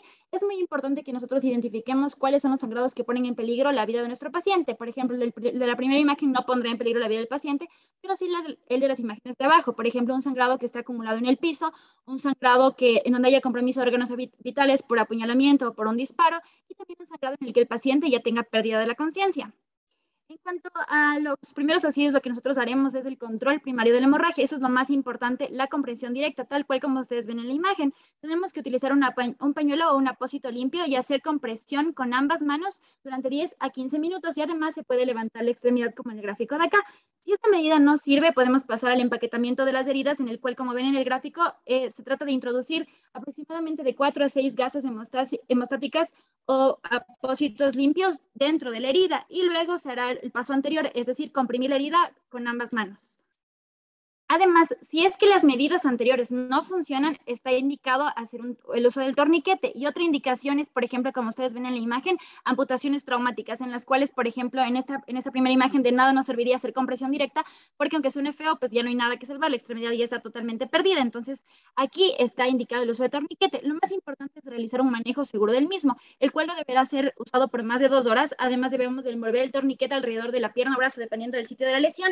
Se habla de que tiene que envolverse alrededor de 2 a 3 pulgadas sobre el sitio, que aproximadamente son como 7 centímetros. Además, el torniquete deberá ser visible para que cuando el paciente llegue al hospital, el personal sepa que se le hizo un torniquete. También se puede anotar la hora, como ustedes ven en la imagen, y se recomienda que se evalúe cada 30 minutos para evitar, como ven en esta imagen, que se produzca isquemia y ver cómo está el sangrado. Además, bueno, en relación al manejo inicial a la llegada del paciente de emergencia, nosotros vamos a tener, una vez que hayamos controlado de cierta manera la hemorragia, el paciente deberá ser trasladado al hospital en el mayor tiempo posible. Lo ideal es que se realice una reconstrucción arterial antes de las 6 primeras horas, y con seguridad la extremidad puede ser viable. Además, nuestro paciente tendrá que ser evaluado de una manera urgente, ya que recordemos que tiene un alto riesgo de deterioro hemodinámico. También lo que nosotros tenemos que identificar es si estamos frente a un sangrado activo o ya un sangrado controlado. Entonces, en la evaluación de la extremidad lesionada, nosotros vamos a hacer la revisión primaria que ya vimos en el inicio, el ABCDX o el ABC. También debemos ver si es que hicimos compresión, si pusimos un vendaje o si usamos un torniquete, y luego hacer una revisión secundaria ya en el hospital. Entonces, aquí tenemos que evaluar los signos duros, signos blandos y la dificultad para evaluación de pulsos. Este es un algoritmo del WTA, que es el Western Trauma Association, o sea, es un algoritmo estadounidense. Entonces, en signos duros, ya nos habló mi compañera, aquí vamos a ver si nuestro paciente tiene un índice tobillo-brazo mayor o igual a 9, tenemos que dar alto seguimiento, ya que en estos aquí no hay como mayor compromiso vital ni vascular, entonces se puede dar alto seguimiento. En signos blandos, si tenemos un paciente que tiene un índice tobillo-brazo menor o igual a 9, se recomiendan practicar exámenes de imagen complementarios. Ya vimos que la arteriografía iba a ser como el gol estándar, sin embargo, por lo que nos habló el doc de los costos y del personal que se necesita, se puede utilizar otros métodos de imagen como el angiotac o el ecodoppler, dependiendo de las diferentes hallazgos que encontramos en estos métodos de imagen. Y en dificultad de evaluación de pulsos les puse manejo porque, por ejemplo, nos nombraba si tenemos un paciente que sea obeso, podremos cambiar el manguito del tensiómetro, o si tenemos un paciente que tiene shock hemodinámico, pues estabilizarle. Si es que tenemos dudas, pese a que ya se valoran los pulsos, se pueden recomendar métodos de imagen. Entonces es importante que no nos olvidemos que lo más importante será controlar el sangrado, dar reanimación con hemoderivados de ser necesario, también analgesia porque necesitamos que nuestro paciente esté calmado y que esté sin dolor, y también evitar la hipotermia porque esta puede perpetuar la coagulopatía. Entonces, para finalizar, les quiero dejar este mensaje que es del Colegio Americano de Cirujanos, que dice que lo único más trágico que una muerte por sangrado, que de por sí nos podría asustar porque vemos un montón de sangre, es una muerte que podría ser prevenida con las medidas anteriores que les enseñé. Gracias a todos por su atención. Ya, listo, no salga de la exposición. Ponga la primera diapositiva, la segunda, digamos.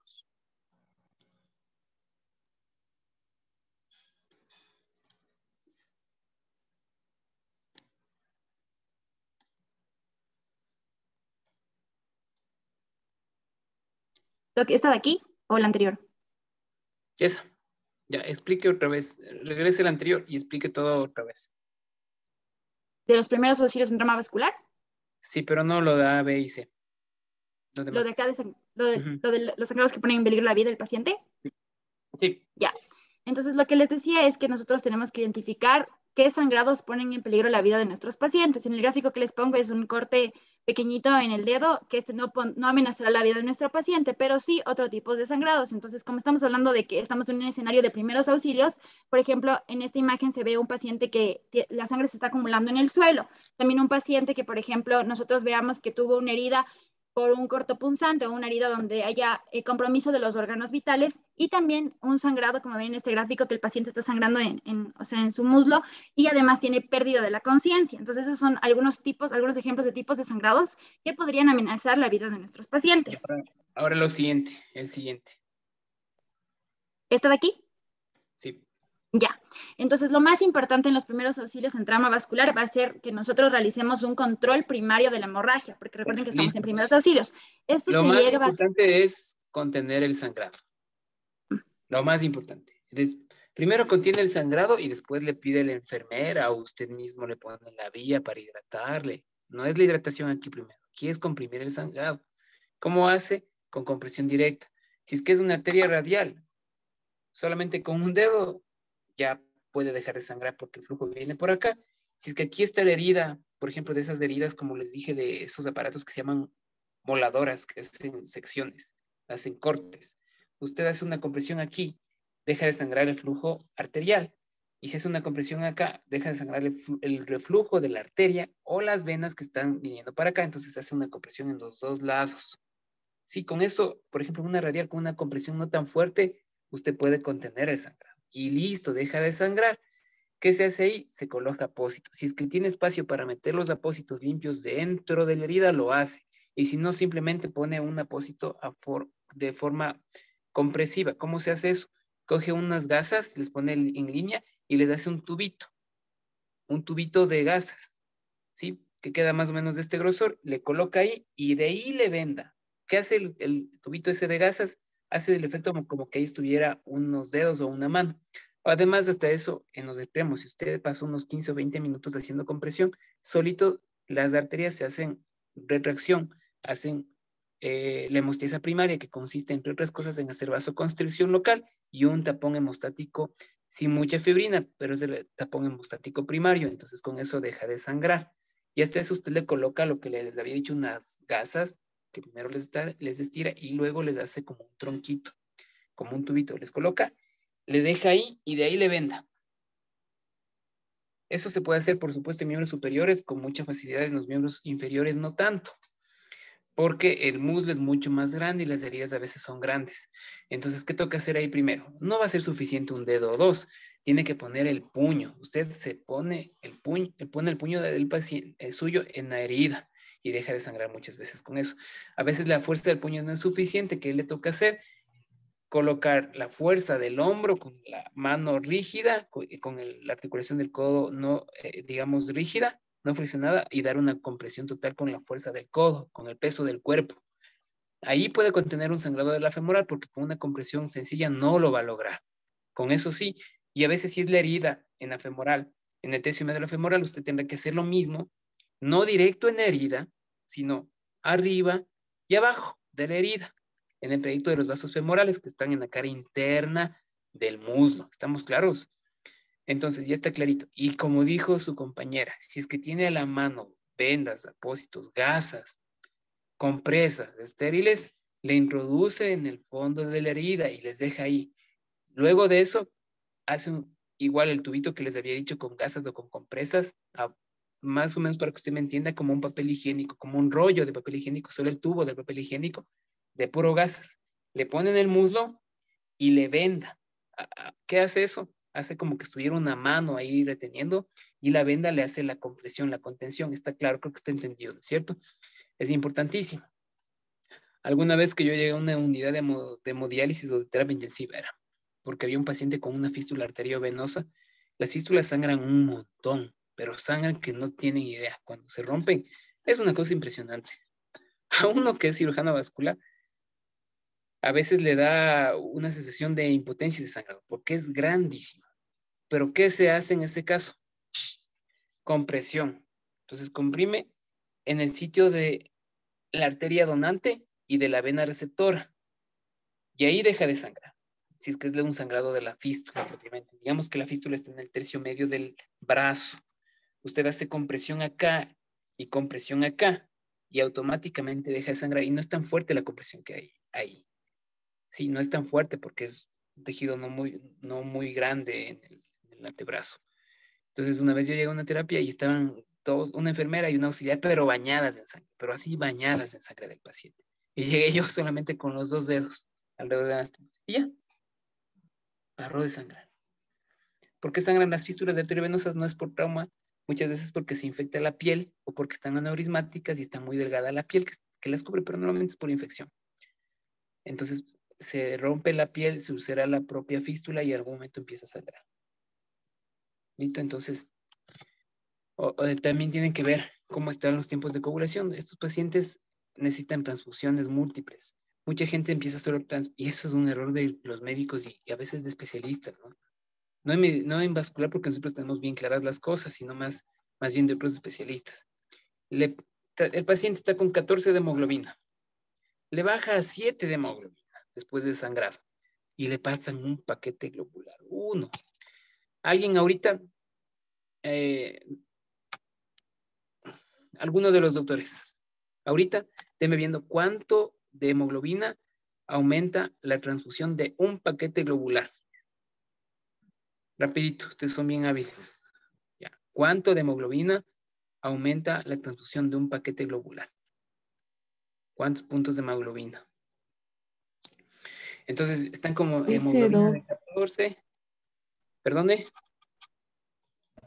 Dice que de entre 1 a 1.5 gramos sobre decilitro, los niveles de hemoglobina. Y si el paciente tenía 14 de hemoglobina y baja 7, ¿cuántos debería pasarle? 7. ¿Cree que uno va a lograr algo? Dicen, ya le pasamos un paquete, doctor, y sigue hipotenso. ¿Qué hacemos? Y ahora, métele al quirófano a explorar. Sí, hay que meterle probablemente. Pero primero mejoremos la parte hemodinámica. Yo no voy a entrar a un paciente que está sangrando y que va a sangrar y que sí va a sangrar un montón. En mi cirugía va a sangrar tal vez 1 litro si no se hacen las cosas igual, haciendo las cosas bien. Va a sangrar 1 litro. No lo voy a meter con una hemoglobina de 5 o 7. Por lo menos tiene que estar listo unos 8 paquetes globulares, unas 6 paquetes de plasmas frescos congelados, que es lo que se utiliza, plasma fresco congelado, porque el paciente no solo sangra glóbulos rojos, otro error grande, craso error, enorme error.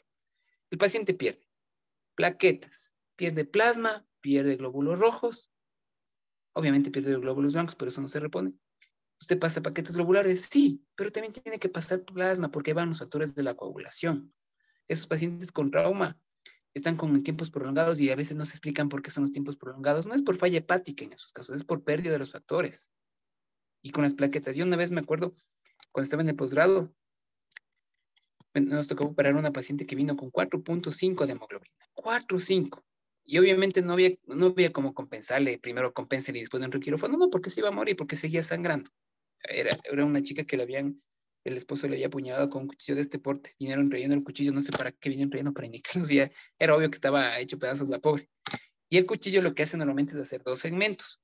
Hay un ingreso y a veces de la persona que apuñala hace 2, 3 segmentos o 2, 3 ingresos, pero a veces por el mismo ingreso, por el mismo orificio de ingreso, el agresor en este caso introduce el cuchillo, hace un trayecto, lesiona, por ejemplo, musculatura y vasos, y ya retira parcialmente y le hace otra sección. Y puede volver la arteria, está lesionada en 2 segmentos. Entonces, es bien complicado, ¿no? No es tan sencillo. Lo que se hace en esos casos grandes es hacerlo el control proximal lo más proximal que se pueda. Esa vez nos tocó controlar la femoral común y tener controlada la femoral común para que no pase sangre por la femoral profunda ni la femoral superficial. Ustedes ya me están comprendiendo porque ya manejamos el mismo idioma, por lo menos que han leído los gráficos del resto, ni idea de tener. Entonces, la femoral común usted le clampea y ya no va a haber flujo de la arteria femoral común, de la arteria femoral superficial y de la femoral profunda. Pero ¿qué está? Si hay un trauma venoso, obviamente, porque si la vena y la arteria van de la mano, va a seguir viniendo flujo. Y esa es la parte difícil. Alguien tiene que hacer compresión directa hasta poder. Compresión directa, a veces se mete el puño de alguien. A veces hay ocasiones donde llegan los pacientes de emergencia y le dicen, no, está hipotenso, subámosle la presión. Y le pasan líquidos. Y el rato que le empiezan a subir la presión desesperadamente, los trombitos primarios que estaban ahí formándose con las escasas plaquetas que tienen y además no tienen mucha fibrina en sus coágulos y además con los enormes problemas de la coagulación que ya le digo que hay en el paciente con pérdida de sangre, le pasan solución salina en bolo y en grandes cantidades. ¿Qué pasa? se desprende el coágulo porque le elevan la presión, pues, y sangra. Ese es un defecto que yo he visto. Y el otro es que empiezan a meter, exploremos, le hiciste la herida, ya no está sangrando. Le sacan todos los apósitos. Ya, creo que es en el siguiente tema, ¿no? Ya me voy a callar para que tenga algo que exponer el doctor.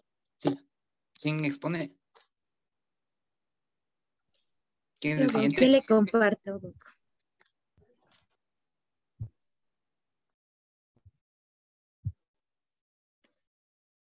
Sí, se ve, por favor. Sí, sí se ve. Ya. Buenas noches, compañeros. Mi nombre es Odalis Villares y voy a hablar sobre trauma vascular de extremidades enfocado al tratamiento de cirugía abierta y manejo endovascular. Entonces, como podemos observar, tenemos principios del tratamiento quirúrgico para cirugía abierta y este va a consistir en administrar antibióticos tanto en lo que es la herida abierta como la herida cerrada. Esto debe ser administrado de manera inmediata antes de la cirugía. Estos principios del tratamiento quirúrgico se basan principalmente en el pilar que es la reconstrucción arterial, basado en el desbridamiento de la arteria dañada, en la extracción de trombos distales, la restauración de la continuidad y el recubrimiento con tejidos blandos de la arteria dañada, para lo cual lo primero que debemos realizar es lavar y aislar ambos miembros en el caso de que se vaya o exista posibilidad de realizar injertos venosos. Posterior a esto, lo que debemos usar es una incisión amplia para poder nosotros controlar tanto la parte proximal y distal del vaso. Luego lo que se debe realizar es heparinizar, que esta puede realizarse tanto de manera local como de manera sistemática. En la heparinización de manera local nos menciona... Comentario ahí. La heparinización se hace si no hay ruptura muscular, si no hay secciones musculares. Si es exclusivamente lesión del vaso. Y eso no pasa. Poquísimas veces pasa. No se hepariniza a estos pacientes. La gran mayoría de veces. Sí, lo puede hacer en el caso que ya le dije. Pero si está lesionando el músculo y tiene lesión, solamente hagan cuenta que usted corta un músculo y sangra un montón, pero sangra bastantísimo el músculo. Y digamos que estamos hablando del trauma en el muslo con un cuchillo de este ancho, que es lo que suelen usar los ladrones y los esposos enojados. Entonces, eso secciona el músculo enormemente. Y a veces se mueren por el sangrado. Usted repara la arteria, la vena, todo, y siguen sangrando en sábana. Del músculo y por los defectos de la coagulación enormes que tienen estos pacientes. Entonces no se le va a ocurrir pasar heparina. ¿Sí? La heparina se pasa más bien en pacientes isquémicos que hacen una trombosis. Ellos no tienen nada de trauma, pero hacen una trombosis. Y usted mientras termina de hacer la cirugía, mientras une los cabos del bypass que hizo, de la cosa que hizo, para que no se trombosen porque están clampeados los extremos, ahí hepariniza. Estamos claritos, ¿no? O sea que la heparina excepcionalmente en el trauma. Muy excepcionalmente. Siga. Listo, Doc.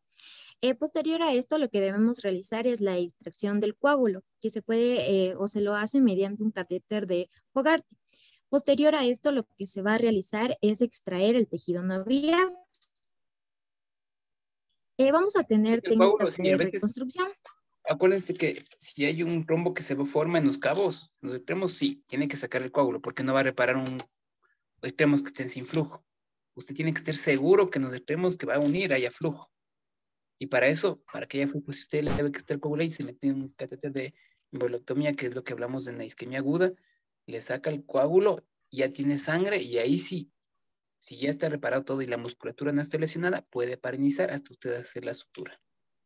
¿Sí? Ya. Listo. Entonces, continuando con las técnicas, vamos a tener la rapia lateral, que esta es la más utilizada y se utiliza en heridas por arma cortopunzante, como podemos observar en esta parte. Cabe mencionar que no siempre va a quedar de esta forma. Va a depender del tamaño de la lesión. Si es pequeña, es probable que nos quede así, pero si la lesión es grande, lo que va a pasar es que va a reducir el ancho de la arteria, es decir, que en la parte tanto proximal como distal van a ser más grandes, en la parte central va a ser más angosto, lo que puede llegar a causar estenosis y a su vez puede llegar a causar la formación de trombos, para lo cual y para prevenir este tipo de estenosis tenemos la siguiente técnica, que es el reparo lateral por parche venoso, como podemos observar aquí. De esta manera la arteria no queda angosta. Otra de las técnicas es la... Se dilata. Ya. Y si nos da un daño muy grande que no puede unir, viene lo que vamos a ver. Ah, bueno, todavía no. Sigue. Ya. Otra de las técnicas es la anastomosis término-terminal, que es, como podemos ver acá, que esto se va a basar en la longitud de la arteria y en el tamaño de la lesión, que suele ser menor a 2 centímetros. Y la sutura va a ser a punto seguido. Pero esto en el caso de los adultos. En el caso de los niños nos mencionaba que iba a ser puntos sueltos. Separados. Luego de esto, puntos separados. Ya. Entonces, ojo, una cosa. Si es que usted tiene un daño de una arteria, un daño pequeño, y la lesión abarca el más del 50% del diámetro del vaso, usted prefiere cortar los extremos y unir. Sacar el tejido que está cortado, dañado, es que es un medio centímetro, por ejemplo. Un medio centímetro, usted corta ese medio centímetro y une los cabitos. La arteria sí se estira un poquito. Ya. Por eso es la sutura término-terminal o sutura que estamos viendo ahí. Término-terminal entre los dos cabos. Ya, siga. Está bien hasta ahí. Ya, la siguiente técnica son los injertos vasculares. En este caso es cuando la pérdida es mayor a 2 centímetros. Como podemos observar aquí, tenemos el extremo proximal y acá el extremo distal, y todo lo que ven de color azul viene siendo el injerto. Aquí el principal, lo que se utiliza es la vena safena interna. Nos mencionaba en la literatura que lo que se hace es extraer o retirar toda la parte de la arteria que está dañada, porque no nos va a servir, como vamos a ver más adelante, por lo cual se va a colocar el injerto. Y es muy importante que nosotros palpemos los pulsos distales de cada procedimiento. La siguiente técnica es la fasciotomía, que esta se lo realiza cuando existe un retraso mayor a 6 horas en la reconstrucción arterial, shock prolongado, trauma masivo de tejidos blandos y edema masivo. Ya, esperemos un rato. Regrese a la diapositiva anterior. Entonces, primero, que les quede claro, rafia lateral. En segmentos cortos, en arterias grandes. Usted no va a hacer una rafia lateral en una radial que mide 2 milímetros, porque le va a quedar de medio milímetro la luz. ¿Sí? Entonces ahí ya hace una resección de ese sitio y uno de los dos cabos. No le rafia. Porque note que para coger el punto usted va a utilizar un milímetro por lo menos del vaso de cada lado, entonces le va a quedar súper estenótico. Ni siquiera en las femorales hacemos eso. En la femoral común, sí. Puede hacerse, dependiendo del diámetro, no es lo mismo una mujer de 40 kilos que un hombre de 200 kilos. Sí. Segundo, el parche. Usted para que no le quede estético, le coloca un parche. Puede hacer un parche con las de la vena safena o de cualquier otra vena periférica, una vena cefálica, por ejemplo, pero se prefieren las safenas. La anastomosis, que ya dijimos clarito, cuando es una sección, cuando es un daño corto, usted de 1 centímetro, de medio centímetro, usted lo único que corta para que los cabos queden súper congruentes, no queden deshilachados, o si están deshilachados por el trauma, están con lesiones tipo laceración, que es el nombre correcto. Usted saca, corta los extremos, obviamente corta 1 milímetro, 3 milímetros máximo de los dos extremos y les deja limpiecitos y rectitos con tijera para que se unan congruentemente. Y si la lesión, la pérdida del tejido es más de 2 centímetros, que es poco, usted dice, no, sí alcanza, pero si ya está pensando que le va a alcanzar y con un poco de fuerza va a quedar mal. Así que prefiere sacar una safena y le pone un injerto de interposición, se llama en este caso, un injerto de interposición. Eso es para la reparación de los vasos. La fasciotomía no tiene que ver con la reconstrucción de arterial, no va ahí. La fasciotomía, de hecho, no es ni reconstructiva, es una enorme cirugía destructiva, diría yo, pero a la final necesaria en muchos casos. ¿Cuándo es necesario? Cuando usted hace la reconstrucción ya han pasado más de 6 horas. ¿Sí? Ahí hace fasciotomía. Incluso en casos de isquemia aguda por trombosis, si ya son más de 6 horas de lo que usted se demora en sacar el coágulo, se hace fasciotomía. ¿Por qué? Porque espera que el músculo, por la reperfusión, se hinche un montón. Eso pasa más en el trauma debido a muchos otros factores. Entonces, ¿cómo hacer la fasciotomía? Enormes heridas, que prácticamente van de la rodilla al tobillo, en las caras laterales de las piernas, o desde prácticamente del muslo, desde la ingle hasta la rodilla en el muslo.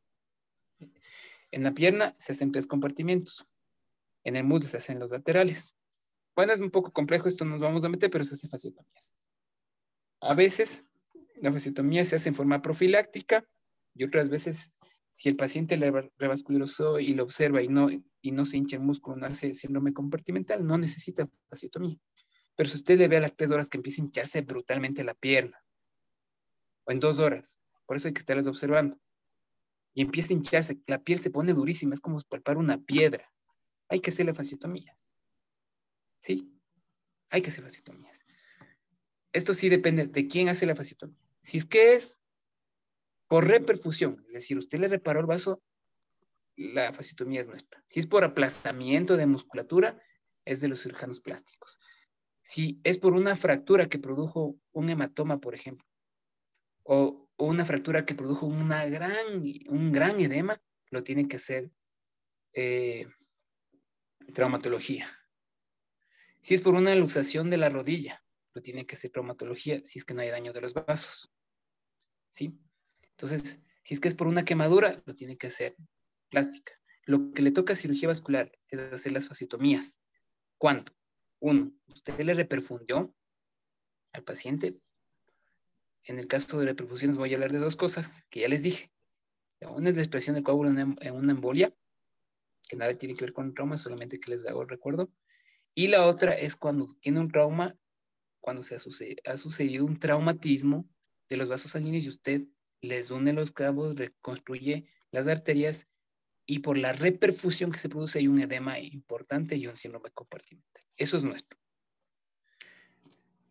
El resto debería hacerlo los plásticos si es por tejidos blandos o si es que es por fracturas, secundaria a una fractura, traumatología. Ahora, ¿qué es lo malo? Que a nadie le gusta hacer fasciotomías. Y a veces se pelean por no hacer. Pero si usted les invita a la privada y se pelean por hacer, y ahí ni le llaman siquiera, ni le invitan. Y hacen nomás. Son cosas extrañas que pasan, pero son frecuentes. Increíble, ya van conociendo cómo son las cosas. Cada uno elige la forma de cómo manejarse, ¿no? Eso sí, les digo. Si usted se maneja bien, le irá bien, punto final. Puede tener errores, por supuesto, todos nos equivocamos. Todos nos equivocamos. Pero estar pensando en el dinero, en la medicina, no cabe.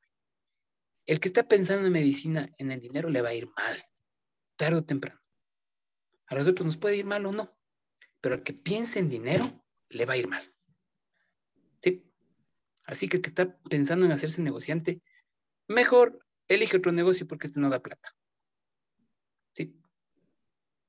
Y a veces da plata, pero si usted hace el trabajo como tiene que hacer. ¿Sí? Es como un efecto secundario la plata. Viene después de que usted ha hecho bien las cosas y se ha esforzado. Pero hay gente que piensa que es al revés. Y no es así. Sigan, doctores. Sigan, doctora. Entonces, de lo que es injertos, vamos a tener la vena autóloga, que el gol estándar viene siendo la vena safena interna, como podemos observar aquí. Extremo proximal, distal y todo lo que pueden observar en el recuadro viene siendo la vena autóloga.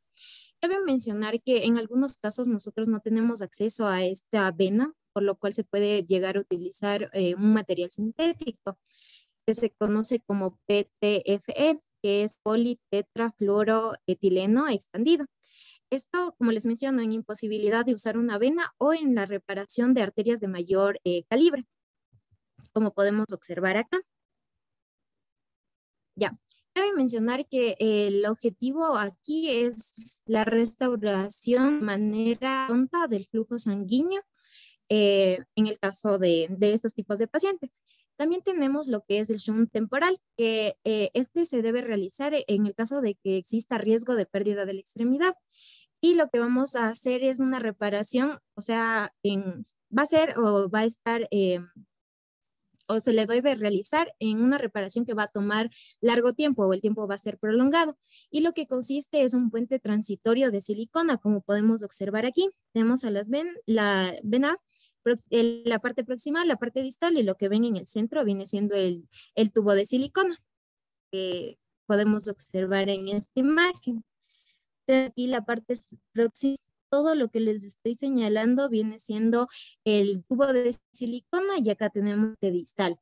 Esto nos mencionaba que era muy importante para nosotros ganar tiempo en el caso de que no exista personal que pueda realizarlo. Nosotros podemos mandar a un segundo nivel o un tercer nivel y podríamos ganar tiempo hasta mientras. Y luego tenemos lo que es el manejo endovascular. Básicamente lo que va a realizar es disminuir el tiempo operatorio, las pérdidas sanguíneas, y va a evitar lo que son lesiones iatrogénicas de órganos vecinos. El paciente ideal que nos mencionaba, aquel paciente que tiene una lesión vascular de baja velocidad. Aquí nos decía los pacientes que fueron atacados por armas blancas, y también que va a estar localizado en la región anatómica, y lo que va a manejar es las hemorragias y los pseudoaneurismas y fístulas arteriovenosas. Lo malo de este manejo endovascular es que los costos son muy altos y tienen dos tipos de técnicas: la embolización percutánea, que básicamente va a tratar lo que es el pseudoaneurisma y fístulas arteriovenosas, y nos mencionaba que dentro de esta técnica lo que se utiliza son agentes COILS y también pegamento vascular. El agente COILS decía que era el que más se utilizaba. Sin embargo, en países en vías de desarrollo no se lo utiliza tanto debido a su costo. Y es justamente lo que... Ese pseudoneurismo que vimos en una femoral, que yo les dije que estaba más o menos en el tercio medio de una femoral, y se le veía clarito que salía de la femoral superficial. Había una imagen que tenía contraste de forma ovoide. Y les dije que es fácil abordar la femoral mediante una incisión. Sí, eso les comenté. Ahora, probablemente ese caso, solamente haciendo compresión directa con el puño, ese pseudoneurisma se trombosaba. ¿Qué hace usted con una compresión directa con el puño? Hace que la sangre que le está llegando al aneurisma no vuelva a salir. Y si la sangre se queda ahí, se trombosa y se cierra solo por trombosis. Es decir, que a veces no hay ni necesidad de siquiera abrirle en los pseudoneurismas una herida. Usted con la compresión local lo puede hacer en los pseudoneurismas. Los pseudoneurismas se forman casi siempre por punciones, no por traumas, no por lesión con una arma de fuego o un arma blanca, sino por punciones o por perdigones. Y un coil, usted para llenar ese pseudo necesita ese pseudo de ese tamaño que yo vi en ese femoral, unos 20 coils. Cada coil cuesta $400. Saquen cuentas. Entonces, y dejarle con una bola metálica, porque los coils son alambres metálicos enrollables. Dejarle con una bola metálica que nunca se la va a perder. Versus no le dejarle ni una herida y solo cerrarle con compresión. Aquí tiene que ver el dinero también. Hay gente que gana y lucra mucho por poner estos coils. Pero aquí en el Ecuador no es muy frecuente, por lo menos con los coils, porque es muy costoso, demasiado costoso. Salvo que no haya otro mecanismo. Sí, aquí hemos cerrado aneurismas con coils, por supuesto, cuando son de difícil acceso. Por ejemplo, en una subclavia, en una mesentérica, si son pequeños, en donde le vayan a entrar unos 5 coils. Pero si tiene un lugar que poner 30, 40 coils, o sea, no tiene lógica hacerlo. El coil es un alambre metálico que se introduce en el pseudo y produce trombosis, pero tiene que llenarle de coils para que se produzca esa trombosis. ¿Ya? Entonces, ya termina, doctora. Sí, solo esta parte. La otra técnica es utilizar el stent cubierto, que va a ser una alternativa para el tratamiento de pseudoaneurisma y también para la fístula arteriovenosa. Y es importante que sea cubierto para evitar la salida de sangre. Y perfecto. Eso es todo, doctor. Ya listo. Entonces, con esto terminamos, ¿no, doctores? Sí, con esto ya se acaba. Entonces, bueno, yo les dije que les iba a mandar unos artículos. Ya les voy a mandar, era de que me acuerdo, no me han hecho acuerdo.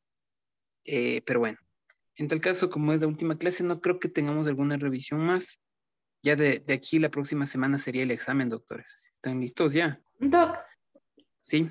Doc, queríamos hablar con usted acerca de eso, para ponernos de acuerdo usted y nosotros, ya que habíamos conversado y también habíamos conversado con los chicos. Y no sé si a usted le parece que el examen nos tome el lunes 27 de junio. Lunes 27, sí podría ser. Por favor, Doc. ¿Por qué quieren tan lejos? Lo que pasa es que la próxima semana, o sea, ya hemos tenido clases con los otros doctores y ya pusimos los exámenes para la siguiente semana de otras asignaturas. O sea, Ya que terminaron, ya. Las demás o sea, también. ¿Qué terminaron? No hemos terminado, sino que toman igual varios exámenes. Verán, yo les voy a dar un consejo que siempre les doy. Yo soy el primero o el segundo que termina. Normalmente termina oftalmología con la doctora María de los Ángeles. ¿Ya terminaron con ella? Sí, Doc, pero nos falta dar el examen y la revisión. Yo siempre les doy este consejo. Y siempre se equivocan. Y siempre, no le puedo decir un semestre, no. Los 10 semestres que he dado clases, pasa lo mismo. Yo les sugiero que den la semana que viene. Así que piensen, conversen, analicen y después me llaman y me dicen.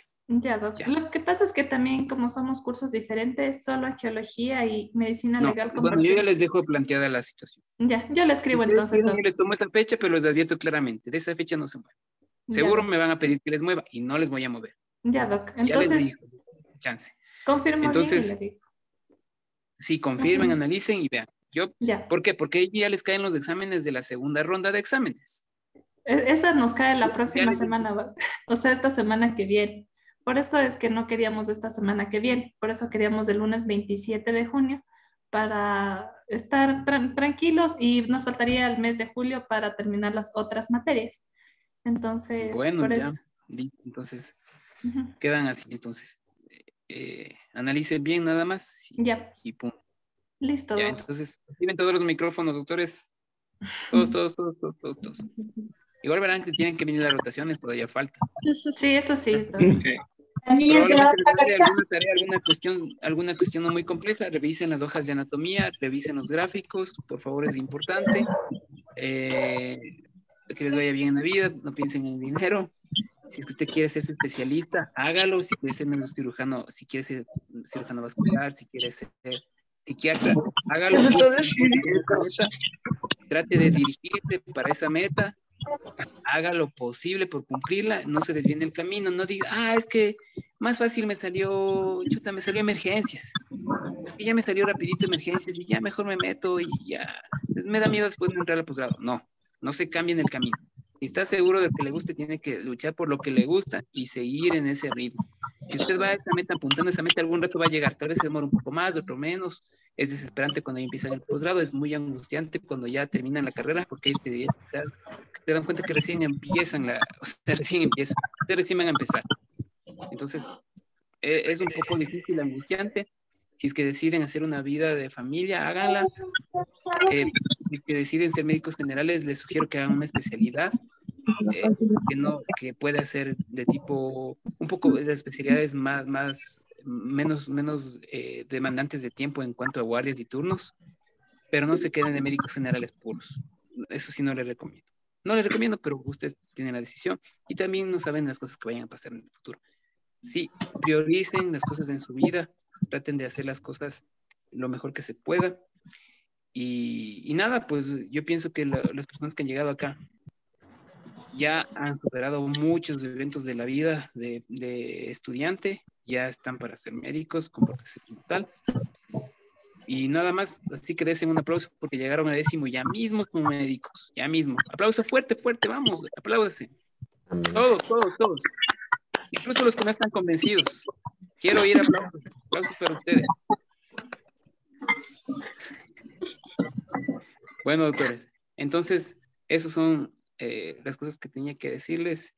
Y ya pues nos veremos en algún momento, saludarán por ahí, a veces no les reconozco, pero ahí estaremos.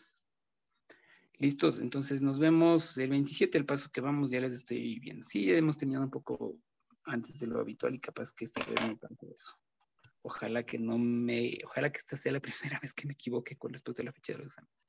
Éxitos, doctores, en su carrera.